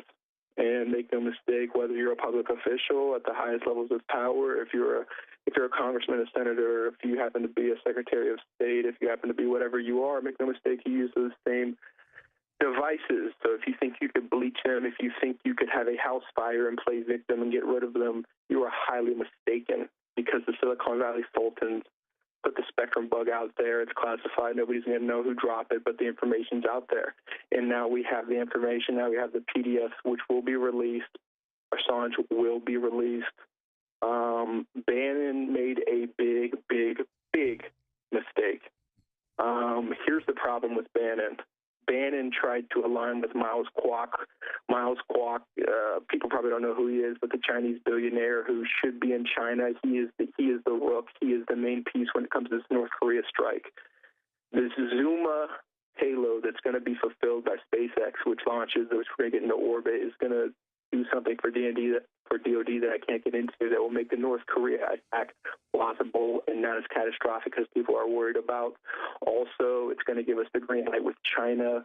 We're going to give them Miles Kwok, and we are going to get the green light to take out North Korea, as me and you talked about many months ago. Bannon, in some weird, I don't know what happened. I think I do know what happened because I've seen some emails and some PDFs. They were attempting to pull off the 25th against 45. Obviously, that didn't happen, and they thought they were dealing with an idiot. This is serious. This is happening right now.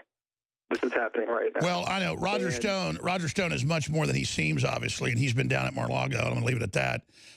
And he 6 months ago, 8 months ago, I was like, shut up about Kwok, Kwok, Kwok, Kwok, Kwok, Kwok. And then the Chinese president came, and they said, give us Kwok, and then we'll back you on the North Korea. And Stone knew that back before it was even on the news. And he just has been obsessed with it. And then obviously he brings it up every time he talks to the president. And the president's so busy, he's like literally like, what, that guy hadn't been yet? I mean, it's just, it's crazy. Well, the issue is they were double dealing Bannon, Tillerson. Tillerson's next. What they don't understand is... Well, that's what... Okay, I'll just say it. Stone told me that Bannon was going to be out 6 months ago because of intelligence operations getting caught up by the Chinese, and then it was basically forbade from talking about it. But now it's basically out, and I was like, absolutely, I don't want to come out and say Bannon's in bed with the Chinese. Are you kidding? But that's the word, and it sounded crazy to me. And now look at this. So then, you have Trump coming out, and I can't get into certain things that are going on, but yeah, there are operations protecting the... Yeah, just because that Kwok guy is running around shooting his mouth off about China, that's the biggest Trojan horse I've ever seen. You can take one look at that guy. Sorry. What could be said about Steve Bannon that hasn't already been said about Karl Rove, and what could be said about Karl Rove that hasn't already been said about Bandar Bush? Yuck. The Silicon Valley Sultans had to fall in line, and Elon Musk did, because they saw what happened to the actual sultans in Saudi Arabia. And as we spoke about months ago, the viewers could pick it up. I told everybody, first year salvage, second year savage. And what we're seeing right now is nothing short of remarkable. And I'm just telling you right now, Kwok will be extradited, and Assange will be in the United States within about a week, and that's going to be a switch that's going to happen. And here's the last thing. So I left Casablanca yesterday in Morocco. I had to go there for certain things, but Elon Musk is a patriot. Assange is a patriot. Elon Musk has a lot of interest in the Sahara and making huge solar farms as he does in Australia. And I can tell you right now that Musk is a fan of yours. I could tell you the same way, maybe you didn't know who I was back then, but Farrakhan was a fan of yours. The problem is the image, and they think, all the clickbait. No, I'll just say it now. It wasn't off the record, but I can't even get into it. I mean, that's incredible. Hold on. Stay right there. We'll be right back on the other side with our real QAnon. Stay with us. This isn't a game. It's not a drill. It's not make-believe. We're not LARPing here. This is not live-action role-playing. This isn't Fantasyland. This is the real world, and Zach is a real high-level intelligence source whose information has just continued to turn out to be stunningly good. And that's why the FBI has come and questioned him once and taken him to the military base the other time and held him and then released him. And I think it's important that people understand that people like Assange and people like Zach put themselves at great risk in just defense of basic human liberty. Meanwhile, Republicans asked DOJ for criminal probe of ex-British spy Steele, who penned Trump dossier that's now admitted to be fake by Steele. And Grassley's also calling basically for, well, there's a new criminal investigation of Hillary. It's all happening. And Eric Schmidt had to leave. Let's get into other tidbits you haven't hit on and why Schmidt had to go and the big shakeup because they're still censoring. But the word is they've been told by the head of the FCC publicly and privately that they better stop or they're going to break up Google, Facebook, and Twitter. So a truly anonymous intelligence source. Zach, please continue. Now back in the U.S. Go ahead. Yeah, so it's the Spectre bug. Like I said, we call them Silicon Valley Sultans. They figured it out. You know, Musk kind of leaped away there, but we're not messing around here. And so let me just get into this one because I missed this point. I should have probably started with this. Huma Abedin. I don't know if you remember our call a couple of weeks ago, but we made the HRC Huma Obama connection there. Make no mistake, Huma's going to be indicted. Huma's going to be prosecuted. Sessions is doing some. First of all, Sessions is compromised. Sessions is very compromised. Tillerson is very compromised. And when the Spectrum bug comes out and the PDFs come out, it's not going to come from an individual person, but they would just be published, and then journalists will be able to report them. So that is what it is. But with that being said, he understands the writings on the wall there, and they got 19 new prosecutors looking into all the sealed indictments, and Huma's done. But the problem is the stuff, Huma's the Awan brother connection, and with the Awan brother connection, there's the damning emails with the Spectre bug. Sure, I don't want to interrupt you, but what about this fire in their bedroom? Like basically a firebombing in. Yeah, go ahead. Yeah. Well, so that's double barbed, and people will know what that means. They're not untouchable, and a lot of people aren't happy with them. So something happened there. Of course, I know nothing about that, but something did happen there, and it was an attempt to burn or get rid or destroy certain evidence, hardware, and even hard files that they had, and play some sort of weird game. But make no mistake, they had internal security that was like very tight there, but they were attacked. And they were just letting them know on Seth Rich's birthday, that make no mistake, we're coming at you, and you're coming at you hard. And when it comes to Obama, and I'm sorry if I'm jumping, but when it comes to, because this is all connected, the HRC fired, she's done, Huma's done. Huma will be the end of HRC. That was a big problem for her, but we got the emails through Spectrum. It's all done. But the Obama Foundation, this guy's all around the world doing this and this, this and that. The Obama Foundation's got a real problem. Barack Obama's got a real problem on his hand. He promised to close Gitmo. It's kind of fitting and kind of poetic that he didn't close Gitmo. That was one of his promises that he didn't do. And funny enough, depending on how you look at it, some of his closest allies are going to end up being there, hated or not. Amazing. Other big points you'd like to make, or just talking to your colleagues, just the general sense of where this battle to restore the republic is right now. Yeah. Okay, so this is the second year we're getting into 2018 with Trump. Trump puts out the tweet, and Trump, they criticize him for Twitter, and they criticize him for having some, I guess you could call them deep state or left behind actors or whatever. But they criticize whatever's over the target. Well, Trump tweets, and this is out there. You know what makes a good movie? Good actors. He played Bannon. He played Tillerson. He's playing Haley. He's letting them. He's working them for what they were. It's not going to be that bad, but your political careers are over, and they're done. Bannon is a special case because he's especially crazy. Like, he's actually out of his mind. And when you see the PDFs, the emails that people he's talking about, and you'd be surprised. You would be surprised who he's talking to. We know he's talking to Miles Kwok, but Miles Kwok, we have to understand, he wasn't even on the radar for a little bit, but Vice Media, so Vice Media puts out a piece on this extradited Chinese billionaire. It's this puff piece of how he's this great guy in China, so terrible, and blah, blah, blah, and it's Shane Smith's Vice doing this. It's Shane Smith that has to sit down with Barack Obama and talking about his foundation. Sure, it's the key operative. It's intense, and I don't know if Gavin would talk about it, but just look. Is he? I mean, obviously, he comes off to me as a straight up Chinese communist agent. I don't even think he's a double dealer like they're trying to sell on the media.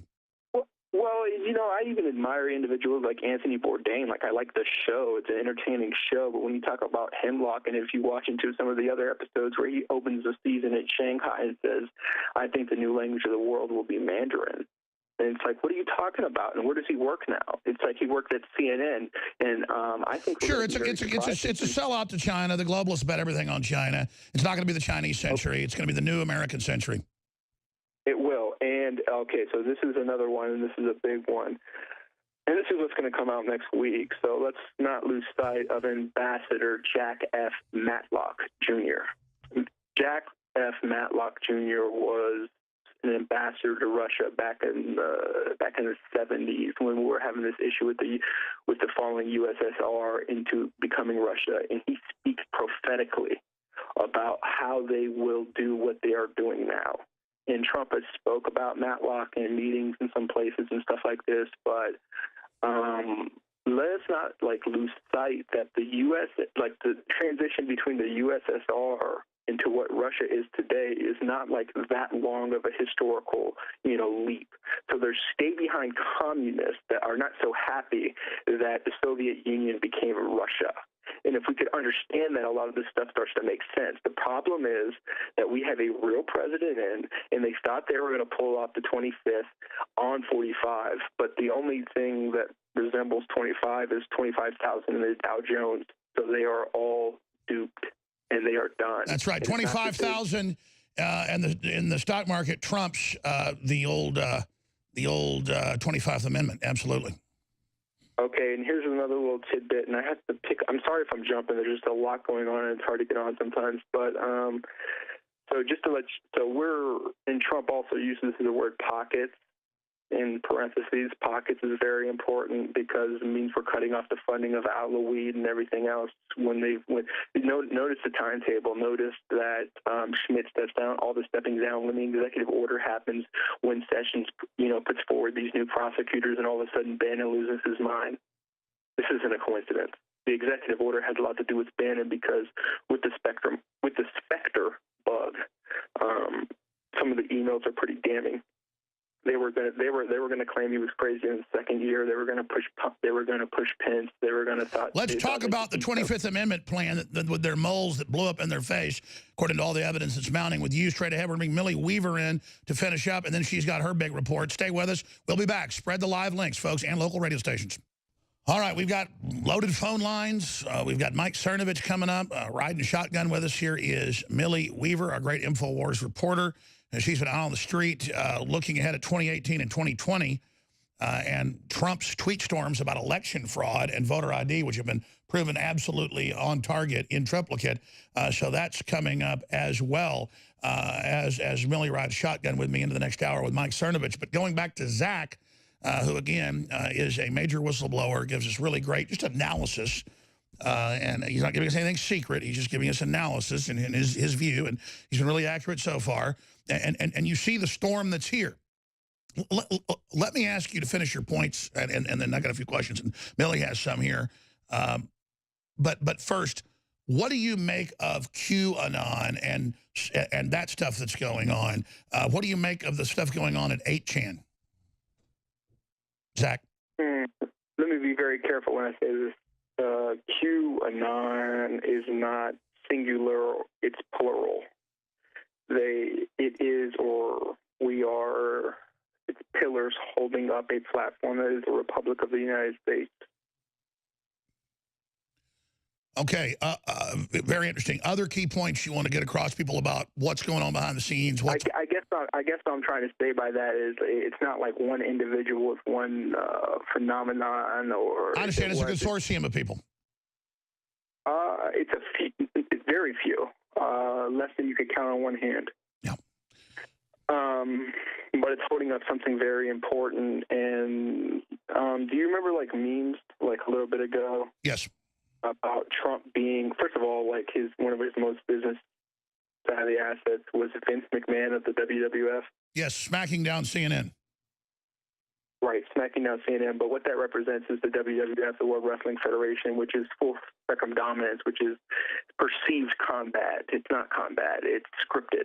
Right, so when you see this wolf crap, when you see this Bannon stuff, he said bring this wolf in the White House, let Bannon show his true colors, let him lose his mind, let his blood sugar rise, let him get a little sloppy, let's see where you're really at, go make your deal with Miles, try to get a couple more million for Breitbart.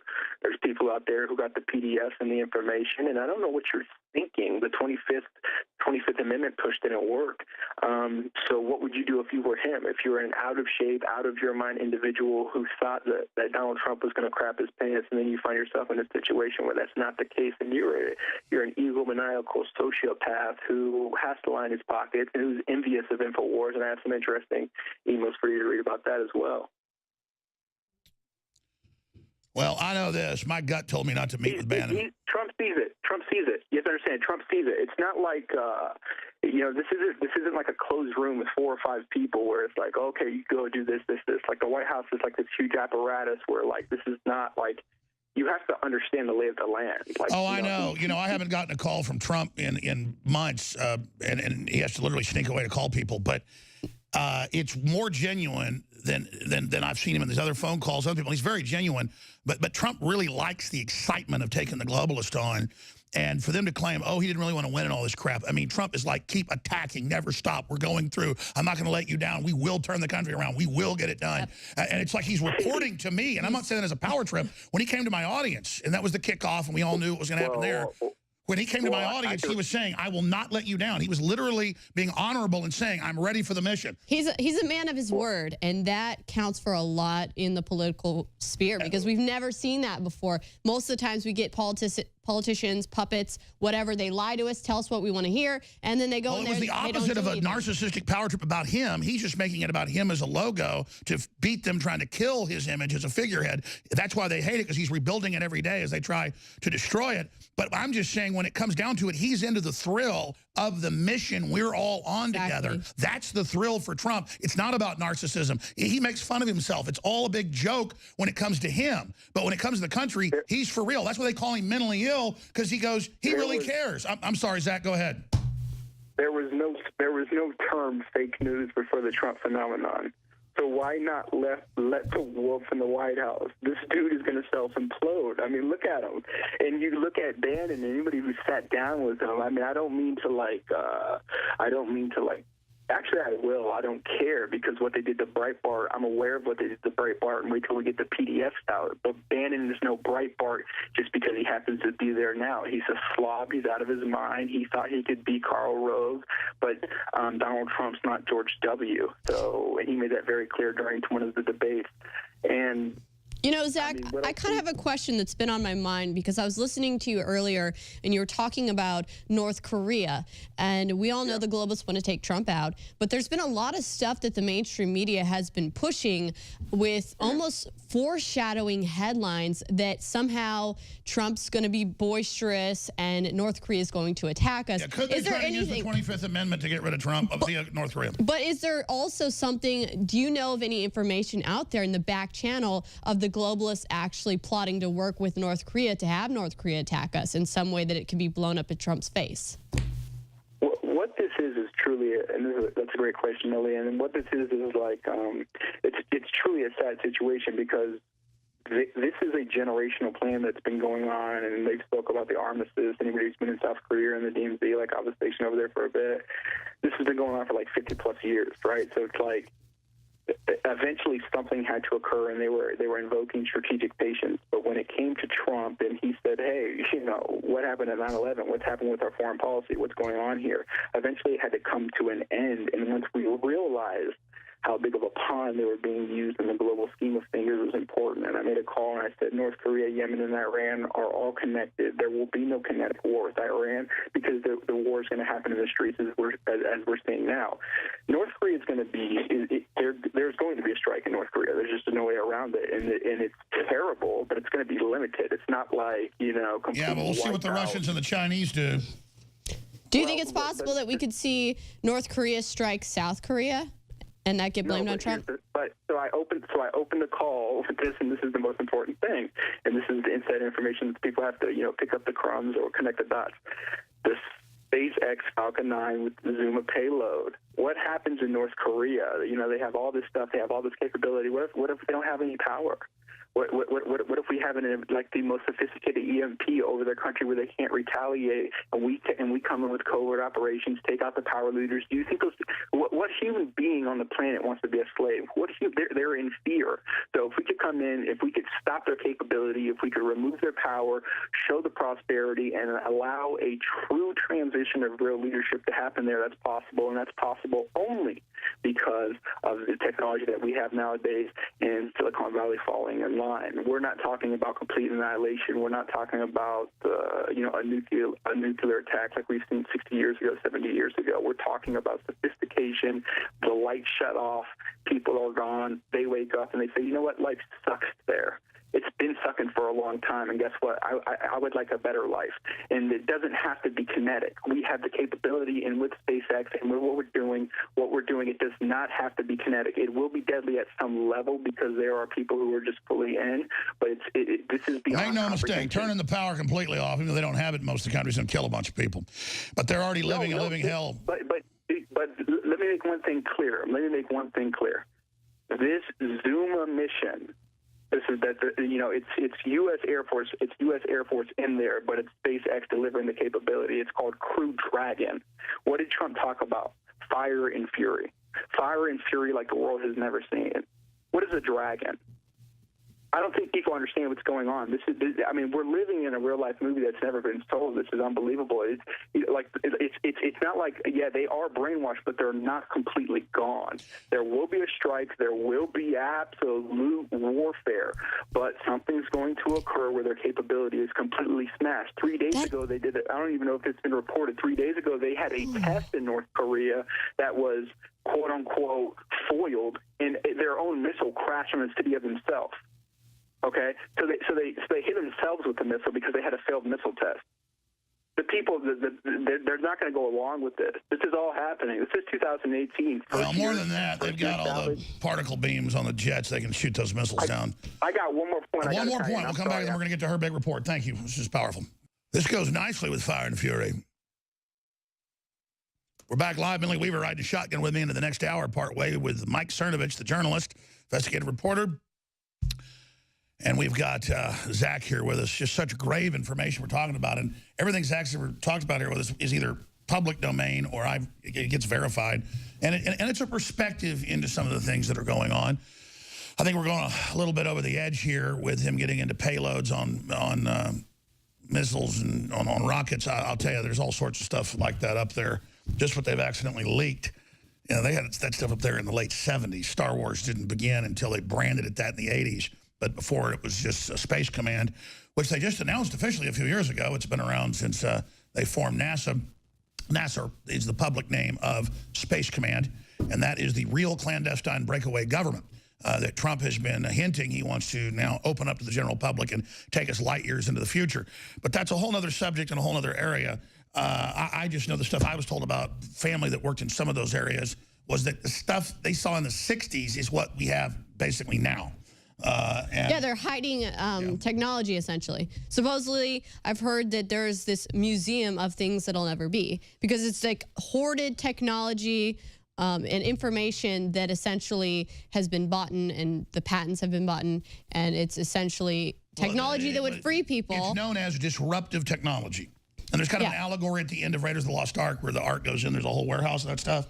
And that's basically what it is. And the argument for the total surveillance is we've got such high-tech weapons and systems. We've got to surveil what everybody's doing to keep control, but then they're randomly gene splicing everywhere and doing all this insane crap. But it's not, it's devilish. It's a race to become God. I told everybody this, and now Elon Musk is blowing the whistle and sounds exact word for word what I'm telling you, because he didn't get it from me. That's what goes on behind the closed doors. And they pick and choose which technology they think is going to disrupt the system. Whereas look at how much iPhones have disrupted the system. Disrupts our regular anything that'll life. help us and call it disruptive, and everything that is disruptive they roll out.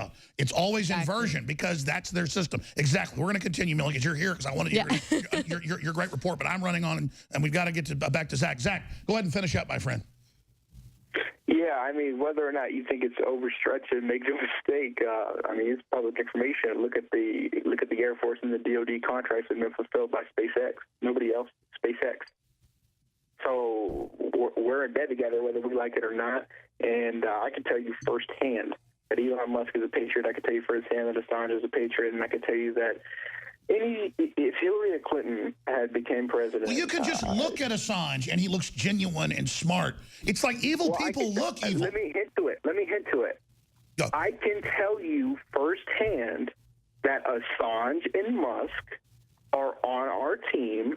They are aware of you. They are fans of you. But like anybody else, they run in circles where it's like, people want to be popular, this and this, and some things are sensational.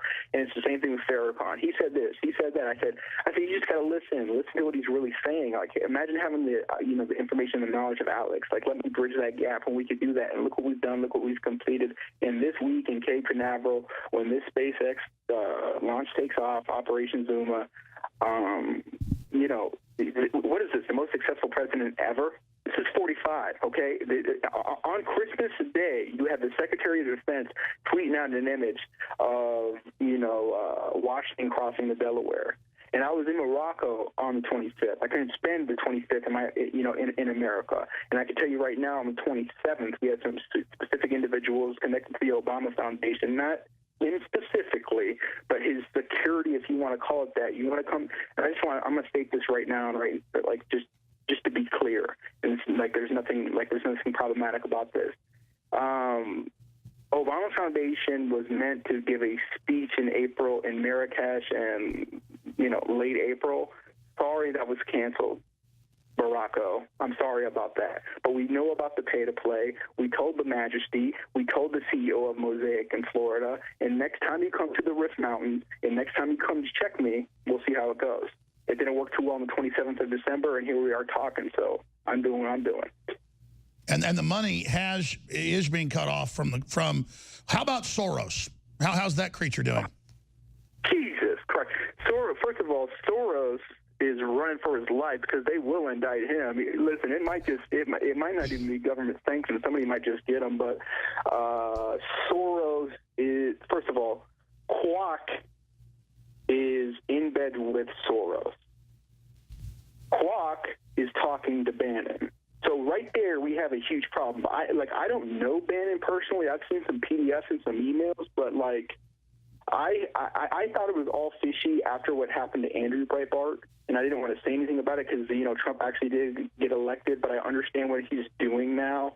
Like, he's letting them hang themselves. He's seeing what they're doing, and it's only he's going into the second year now. But Soros is a big problem. But I'm telling you right now, the Huma Abedin emails, it was so sloppy and it was so blatant. And with the Spectre bug, we have it all mirrored. They're done. The prosecutors are out there. It's only January. Just wait till February. How does Eric Prince tie into this? We know the Intercept. Eric Prince is a great guy. Eric is a great guy. Obviously, I know Eric well. We protect the president. What do you want me to say? You know what I'm saying? This had to happen. I've said it on the show several times. It's the Second American Revolution. Eric Prince is a good guy. The problem with Eric Prince is, again, with some of the Spectre stuff, and not only that, they have collection data of just massive amounts of phone calls, which is problematic, and emails. It's like you're talking at 11 o'clock at night with somebody. Obviously, during the heyday when everyone was getting paid during the Halliburton days and the Cheney days, people were collecting money, but Eric Prince had a change of heart, or at least he seems to be pure. He seems to be at least, have the president I don't know, seems to be protecting him, but he has a problematic past in some certain capacities. But, I mean, nobody's perfect. But as of late, as of 2 months before the election, he's done great things. But I've been wary of a lot of the PMCs, and I don't work with some of those PMCs. I do my own thing, and I can't really get into that stuff. But Prince is a good guy as far as I'm concerned. Nothing too compromising, especially not in the last 12 months. And some of his operators have done great work. And well, let's say this in closing, and powerful information, because I asked Million here, and I'm being rude. She's just sitting there, but she doesn't mind. I mean, we can talk about this for hours. No. We appreciate you. But here's the point. The arrogance of the Clintons and Soros and the globalists is just delusional. But they've got to know now that there's no way they're getting away now. There's no way they're going to win. Even if they killed me, killed Trump, killed Matt Drudge, I mean, they're not going to be able to stop us now. Okay, so Assange had it, I had it, Corsi had it. Okay, Corsi, what did Corsi say? You're going to see people fleeing the country. You're going to see suicides. You're going to see this. You're going to see that. Huma Abedin is going to play this weird, we're in such this culture now where it's like, I'm a victim. Look how big of a monster my husband was, which he was, a complete freak and just a tool. But it's like, it doesn't excuse you from what you've been doing and who you know in Pakistan, and not to mention the order that's been passed. Hey, Pakistan, how about you're not getting close to $1 billion this year? How does that sound? It's all happening. There's definitely a big war going on. All right, thank you so much, Zach. And I'd like to talk to you sometime today, if you can, off air or tomorrow, because I've got some questions for you.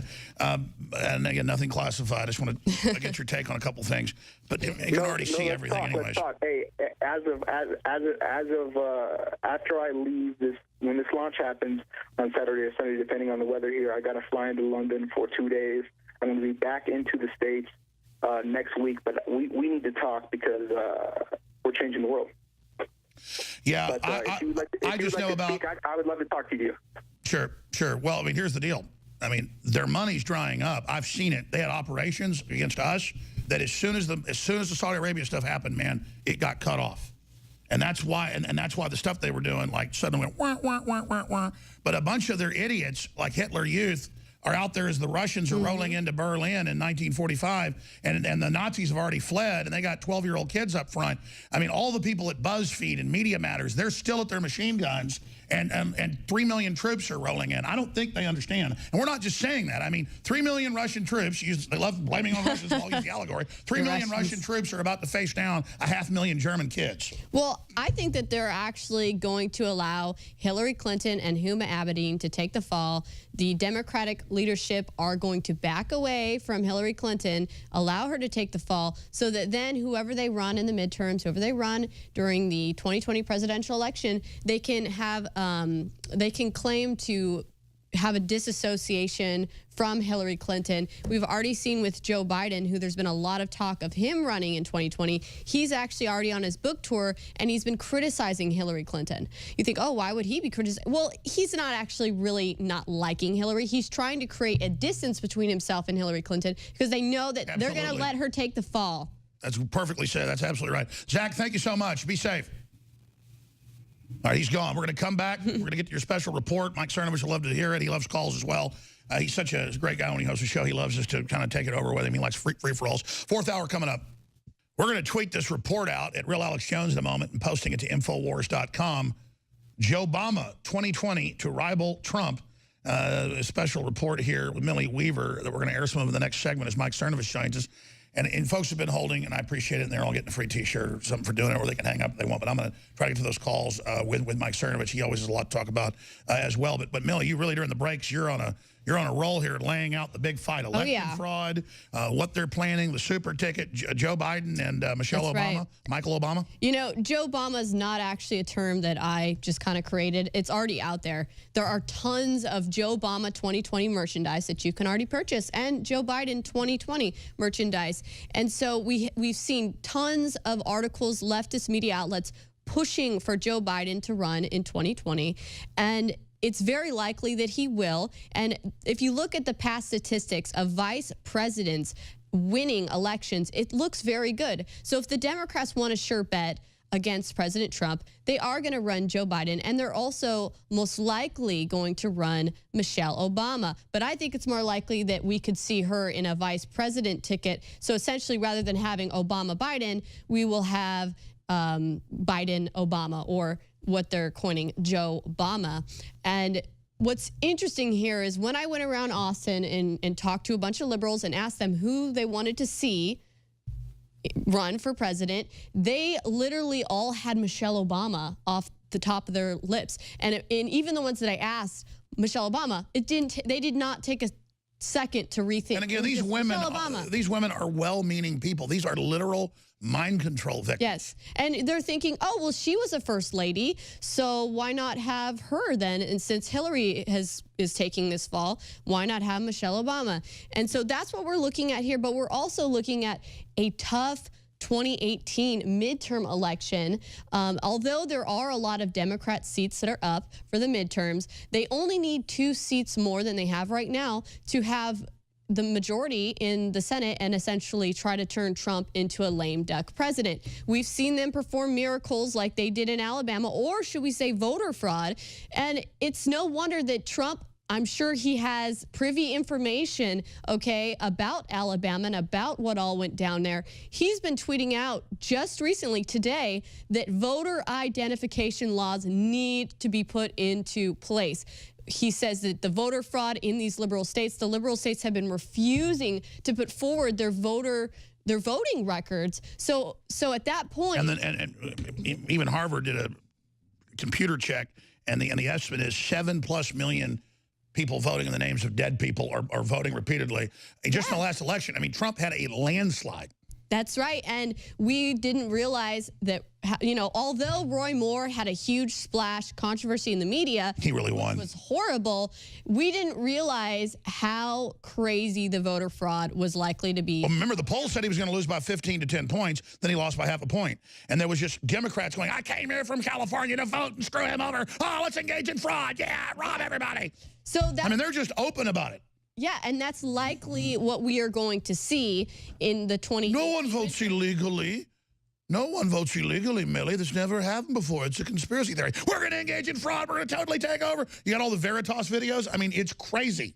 It is crazy. And meanwhile, a new book with Trump as a bunny rabbit, they say I'm promoting a white nationalist book because the bunny rabbit has blonde hair. Oh, my gosh. I mean, you talk about racist against white people, man. But that's not even, it's white people putting it out saying whites are racist. And Michelle Obama has made many statements that people interpret as being racist against white people. But we're looking at the possibility here. Democrats are so familiar with the sound of Obama-Biden. When they heard Biden-Obama, it was instant. It's already out there. There's already been polls. It's like, yes, we can. It's all Pavlovian idiocy. Yeah. And that's what we're going to see. Joe Obama 2020. It's like, who's in the government? Joe Obama? Joe Obama? Joe Obama, Joe Obama, Joe Obama, Joe Obama, Joe Obama, Joe Obama. Stock market to zero. I want people. I want North Korea. Joe Obama. At Cernovich on Twitter. Mike Cernovich taking over in this hour. Author, researcher, investigative journalist. I want to hear what he's got laid out for us today. Always breaking big news here. So much craziness going on. Fires at the Clintons' bedroom, at their house with the Secret Service, right there inside. You've got SpaceX launch and reports of, super EMP weapons being deployed. And we've got just North Korean war, not on the horizon, but right up front right now. You've got Steve Bannon, who we've tried to support. It's been basically one way. Because Breitbart does a lot of good stuff. I even think Cernovich has written some stuff for him. But the point is that now we see that going on. Exactly. And what a dumb move by Bannon, man, I tell you. Because I thought he'd come out and say, I didn't say this. This is, this guy's a known yellow journalism person, this wolf in the journalist clothing. So, Mike Cernovich, what do you have in your armory, in your arsenal for us today here on the Information War? Yeah, the Bannon stuff is a very, very important development. That, by the way, there are so many timeless messages in there. And, I really want, because for me, it's a very emotionally troubling experience because, I think highly of Bannon. Don Jr., however, is one of the greatest patriots in America, other than, Trump Sr. I mean, the amount of abuse, Don Jr. is linked to your stuff, to my stuff, retweeted Jack Posobiec, retweeted Roger Stone.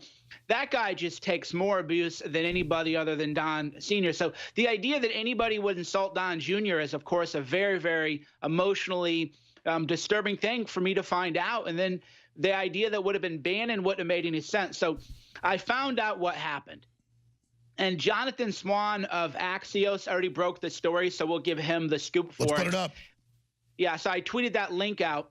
So his report is actually 100% accurate. So Bannon did what you and I do. You and I have a habit, and this is why people can edit so much about us. We'll say, well, I can't believe he did that, because then they're going to be able to say Don Jr. is a traitor. Well, what they do is they clip out Don Jr. is a traitor, right? They don't go, then they'll be able to say. So that's why there's all those weird videos about you out there, me out there, anybody, because they leave that part out. So that's what happened is Bannon wasn't himself. And by the way, Wolf is famous for this. But let's look at the big picture here. What are we seeing? We're seeing the Russia collusion narrative come to a close.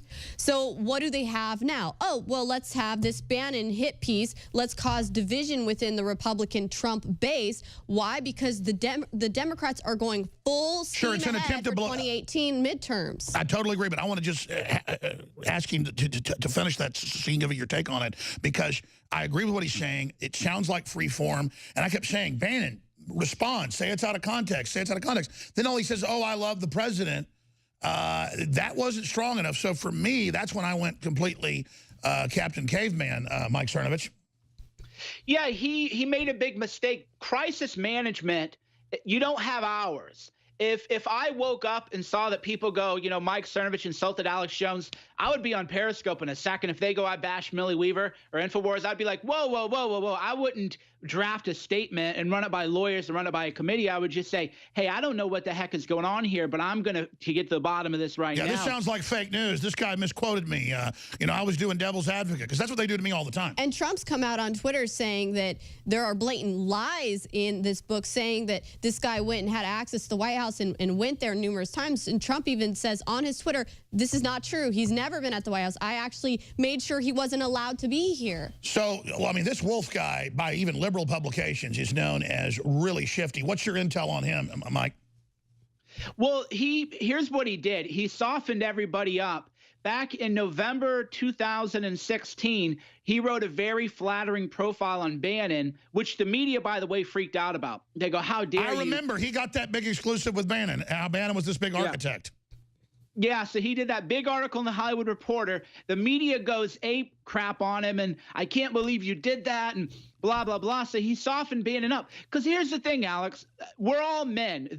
Bannon's a Catholic. He should know this. He should know that vanity and pride is a sin for a reason, because that's how they get you. Pride goes before a fall. Yeah, people flatter me all the time to insult you. People will go, oh, you know, in the media, people will be like, oh, yeah, you know, Washington Post did this to me like a week ago. They go, oh, Cernovich, you know, you're too good. You're too good. I'm like, whoa, whoa, whoa, whoa, whoa. What are you talking about? Alex Jones is a patriot and American hero. But what they'll seduce you. They'll say, oh, Alex, oh, Millie, what are you doing with that Cernovich guy? Just tell us that he's a bad guy, you know, and we'll give you that good press. We'll give you that good media. You won't wake up to more hit pieces. And that's how the media they try to turn people. You. Oh, yeah, absolutely. So Wolf seduced Bannon with that piece, which, by the way, all credit to Wolf. I mean, we're in a war. And this makes a lot of people angry sometimes, because I call him more like a referee, like a journalist. And I give credit where it's due. The Wolf got into the White House. Why'd they let the Wolf in the White House? Well, because he ran game on them. He seduced them. He made them feel comfortable. He snuck in with Bannon, and then Trump never saw him, so then he makes it like he had access. Total crap, Millie. But then again, if, you know, I really think that something more sinister with Bannon is going on. Like, I liked Bannon and everything, but after really investigating and looking into this, I'm starting to say, hey, no, there's something not right here with Steve Bannon. He is out of Hollywood. Even when Trump is tweeting out, and Donald Trump Jr., they're tweeting out that there were tons of stuff going on behind the scenes, lies, and scandal and leaks that can be traced to Steve Bannon. So that goes to tell me, well, did Steve Bannon originally have to leave because he was causing so much strife? Well, let's get back to the Donald Jr. thing. The venom in, I'll crack him like an egg. Just, it sounds like just like a guy acting tough, like, you know, drooling over the president's son, who's an honorable hard charger patriot, you know, drooling over it. That's that. In fact, Cernovich is a really intuitive guy, because I never really said on there that's what made me so mad, but it was that crack the egg venom, wanting to see somebody fall, wanting to see a patriot broken. It shows malice. Well, to me, it's always been very frustrating, because you know, I have friends that work at Breitbart, so I'm going to be careful how I word this so that the people don't lie about what I'm saying. But how many favors has Breitbart done for you? You know, how many favors have they done for you? How much have Zero. they really done? Really nothing. You know, let's just be honest here. They've always viewed us as kind of the outcasts and, oh, those are fringe people, not realizing to the mainstream media, we're all fringe. To the mainstream media, Breitbart and InfoWars are one and the same. You know, so that was well, it's a wannabe elitism of people always, they don't even understand the rock star effect of being the black sheep. The minute I became establishment, that's the aura is gone. It's like Trump's the outsider, and we're real. I could care less about red carpets and, oh, I've been invited to go talk to Bannon so I can, like, you know, have him brush his dandruff off on me. And I'm, you know, sorry, go ahead. Well, that's the issue is Breitbart, you know, Breitbart, they made a lot of mistakes. They said, well, I don't want to be fringe like InfoWars, which is wrong, but I'm just telling you that's exactly the way people think. And they got to realize that the media is never going to love us, okay? We're never going to get that glowing profile. I was on a 2-hour Waco special on ABC last night. I didn't even watch it. Yeah, because you know what it's going to be. It's just going to be a hit piece, same old lies. My point is, I don't want to watch myself. Yeah. And I want to change the world. I mean, I look at one look at Brian Stelter and that fake smile of his and how disingenuous he is.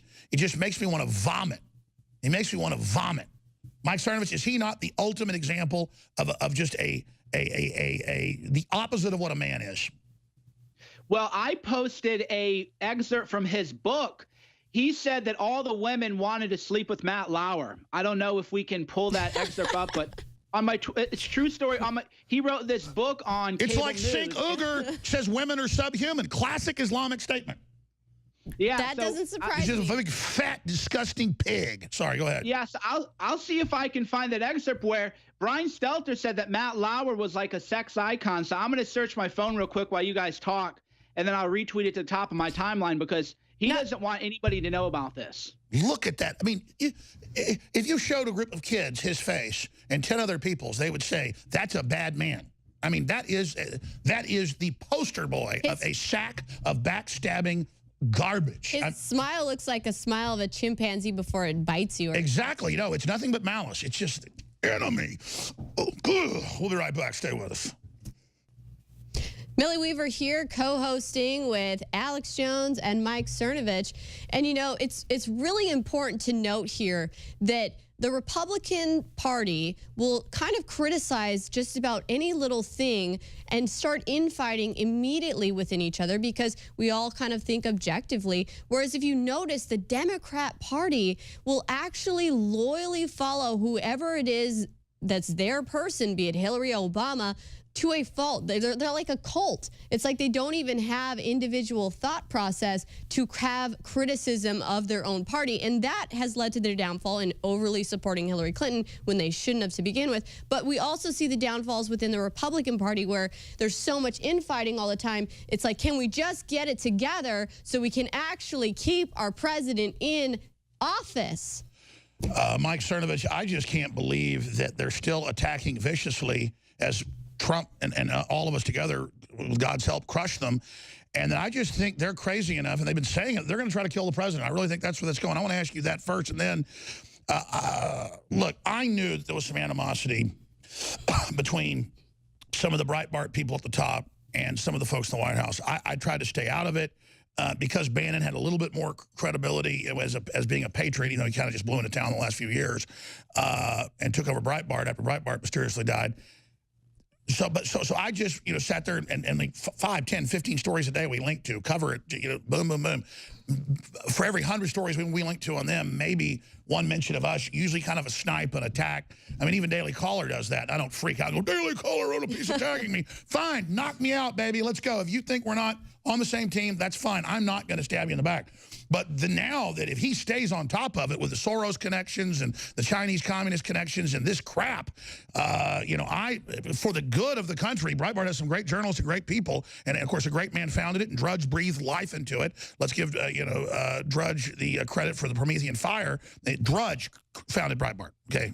And that's what, and helped Breitbart and the whole 9 yards. Breitbart did a great job as well. But let's just give credit where it's due, because these sociopaths never want to give the credit. You give the credit to know what's victory and what's working and to celebrate it. I celebrate all these people. I don't like seeing Bannon's fall. It makes me sick. That's why I'm tired of it. I'm tired of investing in people and having them crap all over us. Bunch of crap. I'm sorry. Go ahead. It's treason. It's really infuriating. And then they accuse us of treason. Yeah. We're the Americans. You got it? We're bringing the country back in the freedom bank. Get out of the way. You keep running your damn mouths, you're going to get war. Go ahead, Cernovich. Sorry. Well, the issue is that they all think they're better than us. Because friends of mine will text me and go, you know that in D.C., the Daily Caller and the Breitbart people, they're laughing at you and Alex. They make fun of you. Why do you link to their stuff? And I go, look, keep me out of the drama. I'm in it to win it. I don't care if some little, soy boy with 5,000 followers on Twitter, because he works for the Daily Caller, Breitbart. Oh, you're such a real journalist, but we're the fake journalists, even though I can't go out in public without being recognized. Exactly. They join our enemies. Don't they understand dishonor is not what you want? Yeah, they're snide, they're jealous because we are the real celebrities. We're the famous people. We're the people who have an impact. So I always tell people, I don't care. I will link to people who are throwing down fire on the enemy. But Drudge, who did Drudge light up on Christmas? Your website and mine. Christmas lights. Matt Drudge has never, and that's why Matt Drudge is a winner. He's the big, we're not just kissing his ass. He is the big man. Yeah. I mean, so much of what we've done is because of Drudge. Matt Drudge has proven himself, and he's stayed loyal to the cause, which, remember, the cause before even the Trump train and Trump movement, the cause is the patriot movement that we originally started, that you started. Well, here's the deal. Drudge obviously knew that Bannon was bad news from what I saw in the last 6 months, and he never gossips. I wish he'd have told me, but he just doesn't do it, period. I wish I'd have gotten more warnings about this, Mike. Yeah, well, the issue is a lot of people don't understand the concept like derivative social status. If you're relevant because of your association with somebody, or just maybe you never played team sports, protect the quarterback. Trump's a quarterback. No matter, you can be the hot crap running back, offensive lineman, wide receiver. But you're a piece of crap if you don't do your job and the quarterback gets his knee broken. And Bannon even hurt Trump's image in the first place. Even putting Bannon in hurt Trump's image because they tried to attach alt-right and racist white supremacists with Bannon. They say this bunny book is white supremacist. A bunny book we sell because it's got a blonde bunny. Yeah. Well, Bannon... to give the devil his due, Bannon and Cambridge Analytica and all that stuff did really help with the swing states. And again, that's why for me it's such a troublesome position to be in, because I have such emotional. That's why I wish he'd have come out and said I was taken out of context. What is he thinking meeting with that demon? Mike Cernovich. What was the mistake? Mike Cernovich, do you think that Breitbart should get rid of Steve Bannon? I think Steve Bannon, rather than Breitbart get rid of him, I think Bannon should go start his own media stuff. He has his own money. He has his own talent. He has an interesting Exactly. message. Don't just live off, the work of Andrew Breitbart. Let's see him. He's such a big man. He wants to be president. How about he goes and builds a new dynamo media empire and shows us his stuff? He didn't create it like Roger Ailes. He didn't create it like Roger Ailes. He didn't create it like Matt Drudge. He didn't create it like Andrew Breitbart. He didn't create it like Mike Cernovich or Alex Jones or Joseph Farah or folks like Tucker Carlson. He didn't create anything. I'm sick of it. Yeah. So that's what he needs to do. That's what people go, because people go, you never bash Bannon. And I said, look, man, I just want it. And this is what frustrates me about the whole thing. I just want everybody to win. Even the people who don't like me, even my haters, even the losers, I want everybody to get a bonus. No, I agree. But now that we know he's a big fat snake, he's got to be dealt with. It's like, I just want, and it's so frustrating to just watch people lose when we are entering a new golden era where there's never been more opportunity. Exactly. I wanted to be in my X-Wing with Bannon right beside us and everybody else. We're blowing up the Death Star. Meanwhile, not have with him like giving the codes to the enemy. Here's the codes, you know. Meanwhile, all this controversy is there to distract us from the fact that our economy is doing amazing. Our stock market is doing amazing. Trump keeps trying to desperately tweet this out like, hey. And by the way, we're not being cheerleaders just to be cheerleaders. No. Trump is fighting for his life to deliver to us. Exactly, and we are benefiting. Our country is benefiting, and this is literally just to completely cover that up, distract people from the fact that instead of our country coming back, our jobs coming back, they are. Instead, I'm looking at this wolf devil. I'm sorry. Go ahead, Cernovich. Well, we might be the only honest people in media, because I remember when people said we all turned on Trump. Because we actually criticize him to help him be better. And when he's doing amazing, we praise him. And then people go, oh, you're just Trump cheerleaders. It's like, well, wait a minute. You said 4 months ago we turned on him and we were anti-Trump. That's because we do real honest journalism here. And we called out the bad and we praise the good. And that's the way every journalist should be. We're cheerleaders of America, of our country, of the idea of making America great again. It's not about Trump. Trump could go corrupt and fall to the wayside, but there's still going to be this movement it's about delivering. To make America great again. Exactly. And notice, the executive orders for the child pedophile stuff and all, it's all happening. It's all real. The media's like, there's no pedophilia. Trump's not going to stop pedophilia. And you're like, wow, all you writers, are you pedophiles too? Or are you so soulless for a paycheck? You're on team boy rape. You're on team kidnap little girls, because you know they don't just rape them. That's the Renfields, higher level. They torture those little kids to death. Is 1776. Oh. 1776, baby, trumps everything the globalists are launching. And yes, the founding fathers were Christians, and they were quite a bit of things, big readers. And you know what 1776 is in numerology? It's 3 sevens. It's completion. And so it starts with 1, and then you've got 6, the fallen, failed man, in the succession. Wow. When man was better before the fall. That's why it's 7-7. We're fallen 6, but from the beginning, God takes us back to the future, and we become perfected again. That literally just blew my mind. And you know what? And they say it's satanic because the Satanists launched their operation the same year trying to counter us. And 1776 will commence again if you try to take our president out. And see, I'm not a part of a secret society or anything, but it's like I told this big writer, I said, I'm kind of like, and a lot of us like the head of the Illuminati, but not the evil Illuminati. There's no secret groups. There's no blood. It's not about power. It's not about Satan. It's illumination that God actually creates, and they call themselves illuminated when Christ is the real light. Lucifer is the false light. That's why in the Bible, Christ is the morning star, but so is the Lucifer. We go, oh, it's the same thing. No. Christ is the real morning star. Lucifer is trying to be the real morning star. I think people the real esoteric stuff. You're the leader of the Jedi Force. Well, the point is that we launched the real revolution, the real new Atlantis, and this completely freaks out all the occultists when I talk about this, because they know this and they don't want this known. And you know who's a Sith Lord, right? George Soros. And what does he have planned? He's more, he's a super evil, like goblin gremlin of the even bigger spiders behind that. Mike Cernovich, you want to comment on what I was just ranting about? Well, I've always said, and we've talked about this, that we're in a different era now within the collective consciousness. And that's why so I'll give you an example. This is going to sound insane to people who don't understand the global brain theory of the world. But I was asked by a very intelligent reporter, and there are like 3 or 4 of them in America. And she said, how, she goes, why did you get into this whole politics stuff when I was really known as being a mindset expert, as a lifestyle expert, as something completely different? And I said, I was in Paris, and I was walking around, because I love to walk 5-10 miles a day, especially when I'm exploring a new city. And I was walking in Paris, and the sun had just set. And I saw a newsstand, and I saw nothing but yellow.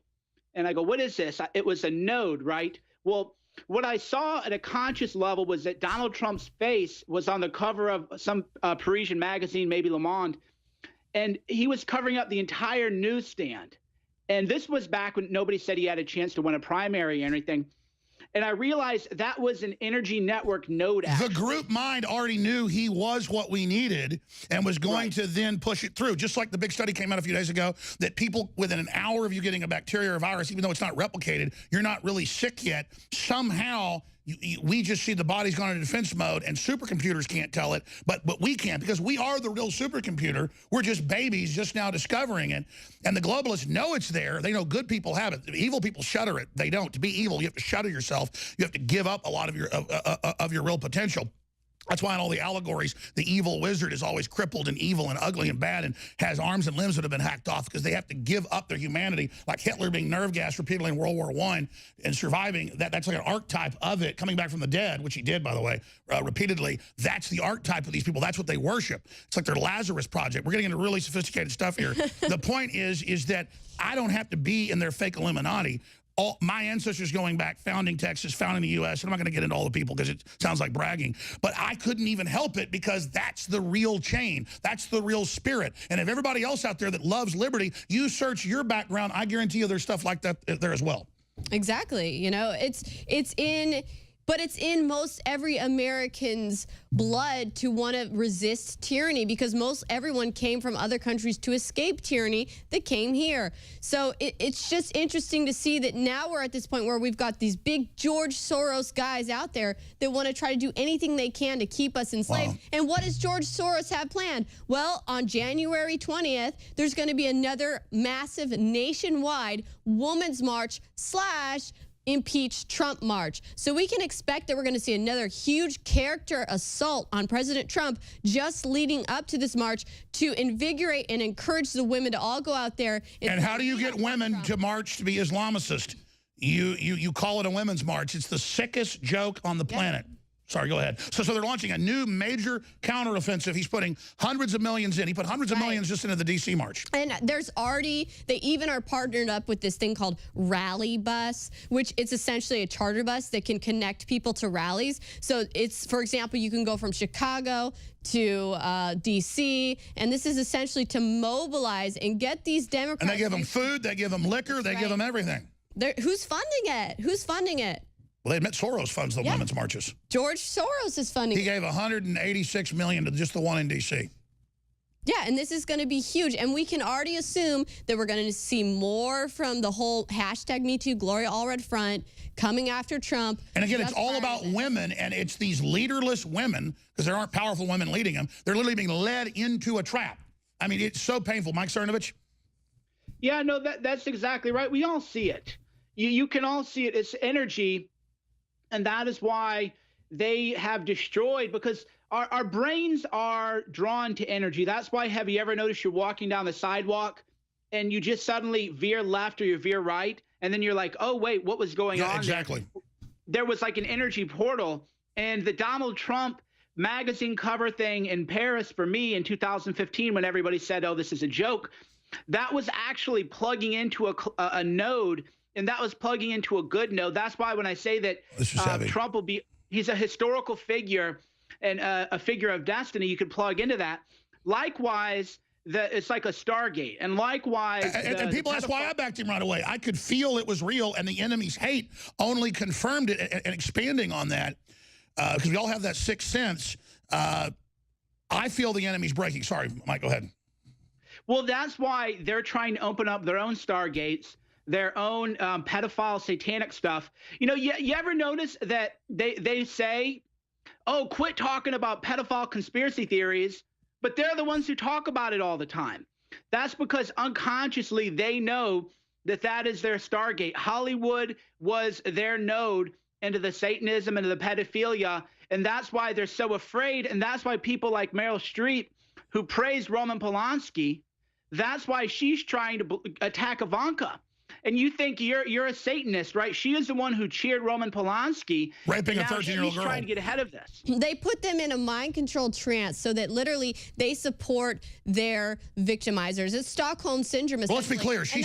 And that's why they're going to have Joe Biden, creepy Uncle Joe, the creepiest person of all, running for president. He's literally gearing up, and they're backing him. And when I'm going out there on the street and talking to all these liberals out there, they're like, yeah, Joe Biden. Yeah, and they don't think anything about the weird... And people ask, why is he grabbing all these women's breasts and kids right in front of you? It's lesser magic. If he can do it right in front of you, that makes it even better. And then these are all deep occultists, ladies and gentlemen, and they know all this stuff, and they use it against you and your family. And then they got all their Harry Potter movies and stuff to trick your kids to get into it. And it's not that it isn't real. The point is, it's all dark side stuff. You want to just go with God, your intuition, you know, your gut, what's right. You don't want to be in these cults. These are people that know about God's power, but are trying to twist it on a smaller level because they are sick, evil, fallen people. They know all about wordplay, how to essentially cast spells using NLP, put people in trance, and how to do it. It's very hard to do. It's very tricky. Even if you try to learn and hear from some of the people who have mastered these techniques, it's But it only works on people that are in a near sleep state. And that's what the TVs and all this stuff's about. And we're here to break you out of the trance, which I know you've done, but other people need to, and realize this is an epic war. Mike Cernovich? Yeah, that's the zombie state, the zombie trance. For example, when I gave a talk at Columbia University, there were people of Antifa holding a sign that said no pedo bashing. And a lot of people with no evidence, by the way, they have their own false flag conspiracy theories, claim that I planted it. And I said, well, wait a minute. You mean that Antifa and the left are such mindless zombies, they'll hold up anything that you give them? That is a far more interesting point that they're making, and that's what's become as a left. That's right. The exciting conclusion straight ahead.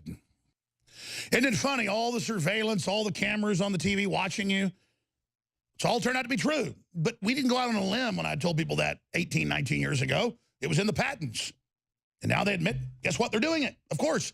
Mike Cernovich here doing a great job. Millie, we were doing a great job as well. Coming up, the one, the only, Owen Schroyer with Roger Stone, and sometimes, of course, Cernovich contributes to the War Room as well. A lot of exciting things happening. In 2018, I'm going to double down on the money for all the different satellites, different TV stations want. It's like at least 3 of them. And it'll be about $1.5 million a year. I'm not going out to get my own station on cable. That's like $10 to $20 million a year, and then no one watches it. I'm going to be... I think you guys got that music still up. Okay. It's not a big deal. I can keep talking with it on, but it's blasting in my ear. Anyways, the point is that we're deploying a whole bunch of important stuff, and we need your support. We need your prayers. And there's a paradox. We're the very best broadcast. And this is one of the best we've had in 6 months. Everybody feels it. Everybody sees it. The truth is just hitting on all cylinders. And then I haven't plugged in like 2 hours. Because it's just so good. But if we don't do that, we're not here. They've written articles now across the country saying that Thump, the book, a children's book about the sweet bunny Donald Trump, is white supremacist, okay?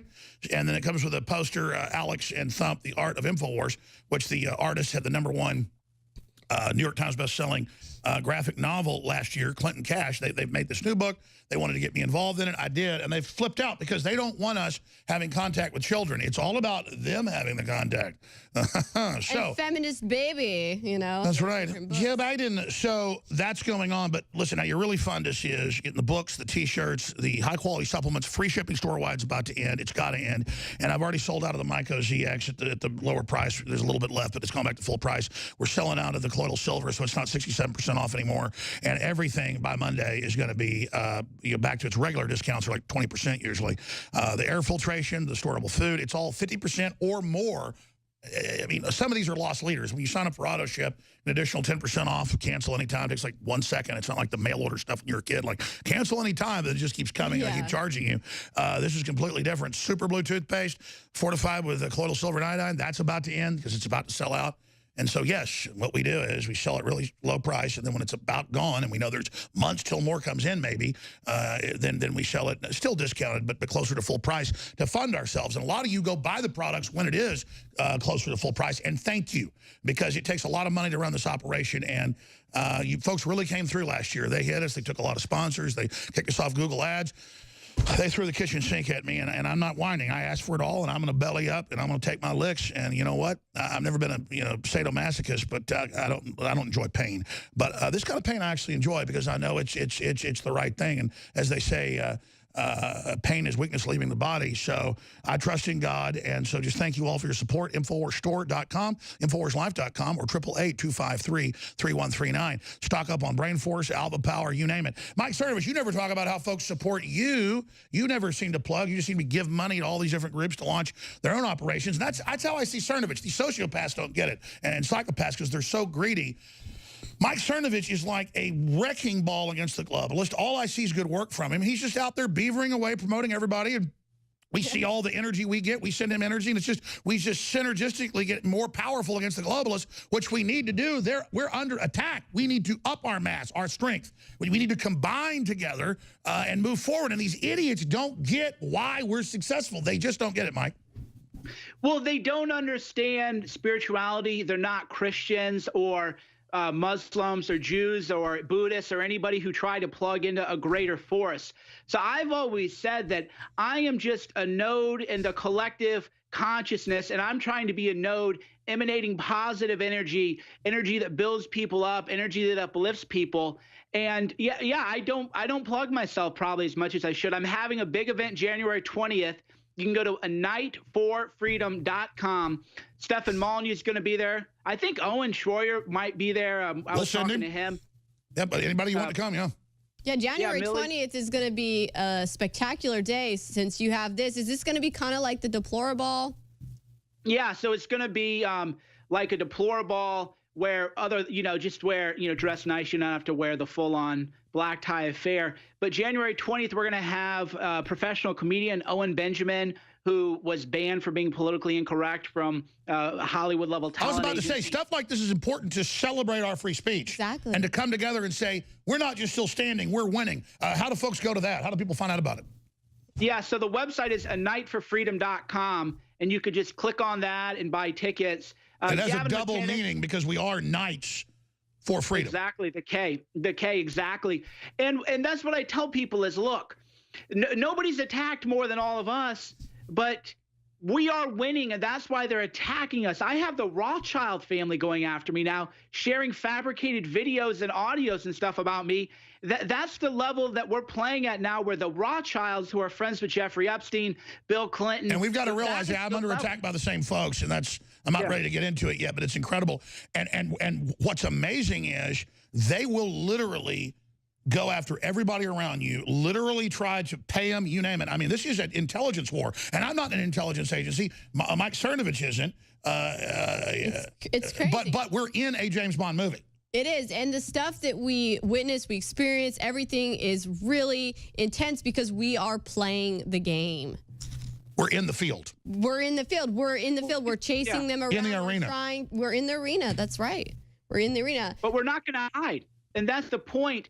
And this is the point that Bannon missed, even though, again, I want to be clear, I like him, right? You got to show your face. You can't let the enemy think that they've got you beat down. And Bannon, I don't know where he is. He needs to get out there. He needs to have events. He needs to have. That's why we're doing a Night for Freedom, where you can get tickets at anightforfreedom.com. Is we know we're under attack. We don't care. We're going to show up. He's super reclusive, yeah. Well, I tend to be reclusive only because you can do more digitally, but it is important to get together and do events. Well, it's been an amazing transmission so far.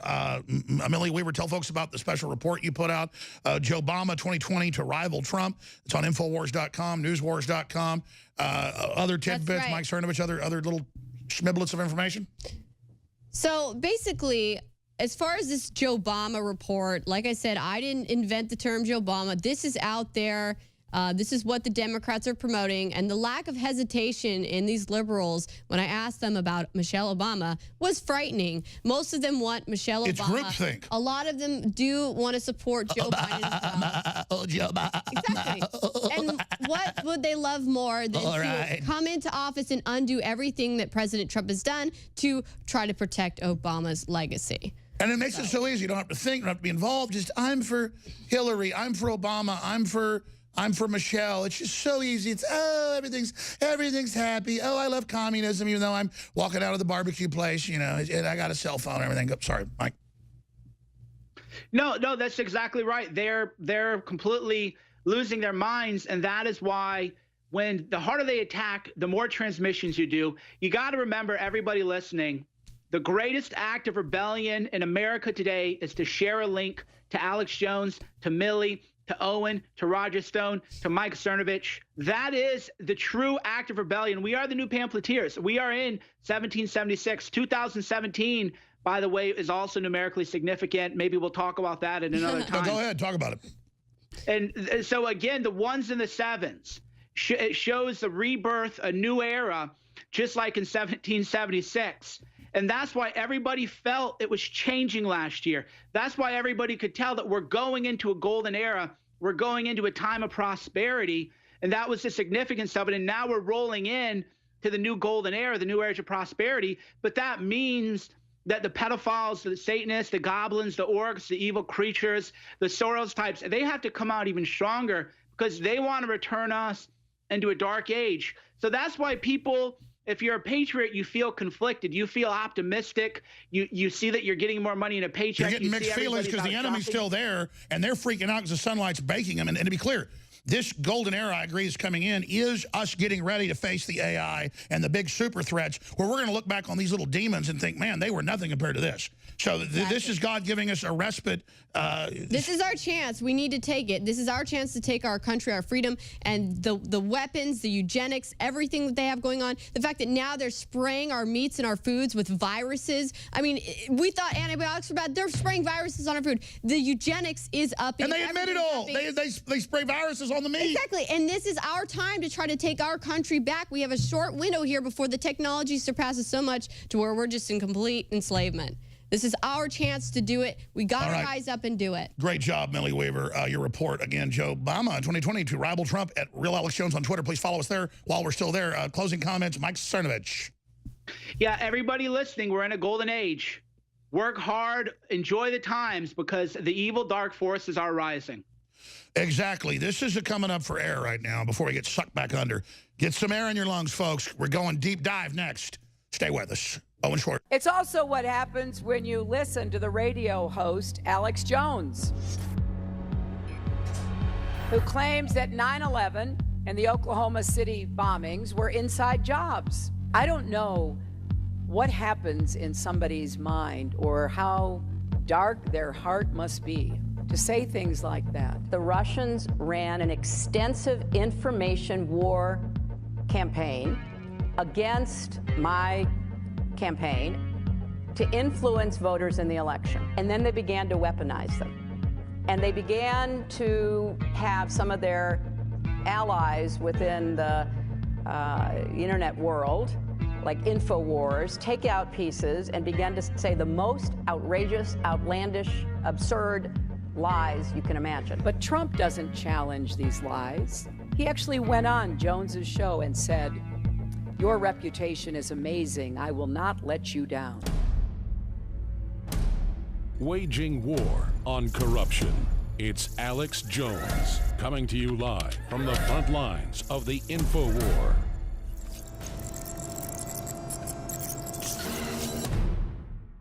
As the InfoWars family of listeners and viewers know, we are always researching and bringing you the very cutting edge of high quality products.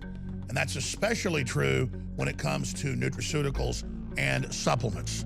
We know that our modern environment is bombarding our guts with all sorts of toxins and heavy metals and pesticides, herbicides that basically kill the good flora. We have been working for several years with top researchers in the United States to bring you 3 new, top-of-the-line, affordable probiotics that are true game changers. Now, the first is a digestive enzyme that I'm extremely excited about. All of us know that if you eat a lot of meat and a lot of protein and you don't chew it properly, sometimes there's buildup. You can even rot inside your guts, causing diverticulitis, you name it. You don't get the good micronutrients that are in it as well. Well, Carnivore from InfoWars Life, ladies and gentlemen, is the next level of digestive enzyme. And when you take it combined with the new Flora Life that I'm going to break down here in a moment, and also the everyday Flora Life maintenance, they synergistically work together. The globalists are bombarding our gut. They know it's the key to taking control of civilization and society. It is the true Trojan horse. And whether it's our new digestive enzyme, Carnivore, or whether it's the new Floralife Advanced Restoration or the Floralife Everyday Maintenance, it is critical for you and your family to have healthy guts, and it is undoubted that there are serious benefits from proven high-quality probiotics. There are some similar formulas out there that are at least 3 times the cost of this. And people think because they're paying more, it must be the best. That's not my philosophy, ladies and gentlemen. I'm bringing you something that is the very best from our deep research, working with top developers, scientists, and experts in the field at the lowest price. But whether you take 1, 2, or all 3, I have never experienced the type of energy and the type of digestive ease and the changes that I went through in the last few months going on this formula before we brought it to you. We believe from working with top experts in the United States that we have developed the very best probiotic and digestive enzyme for breaking down protein and meat that there is.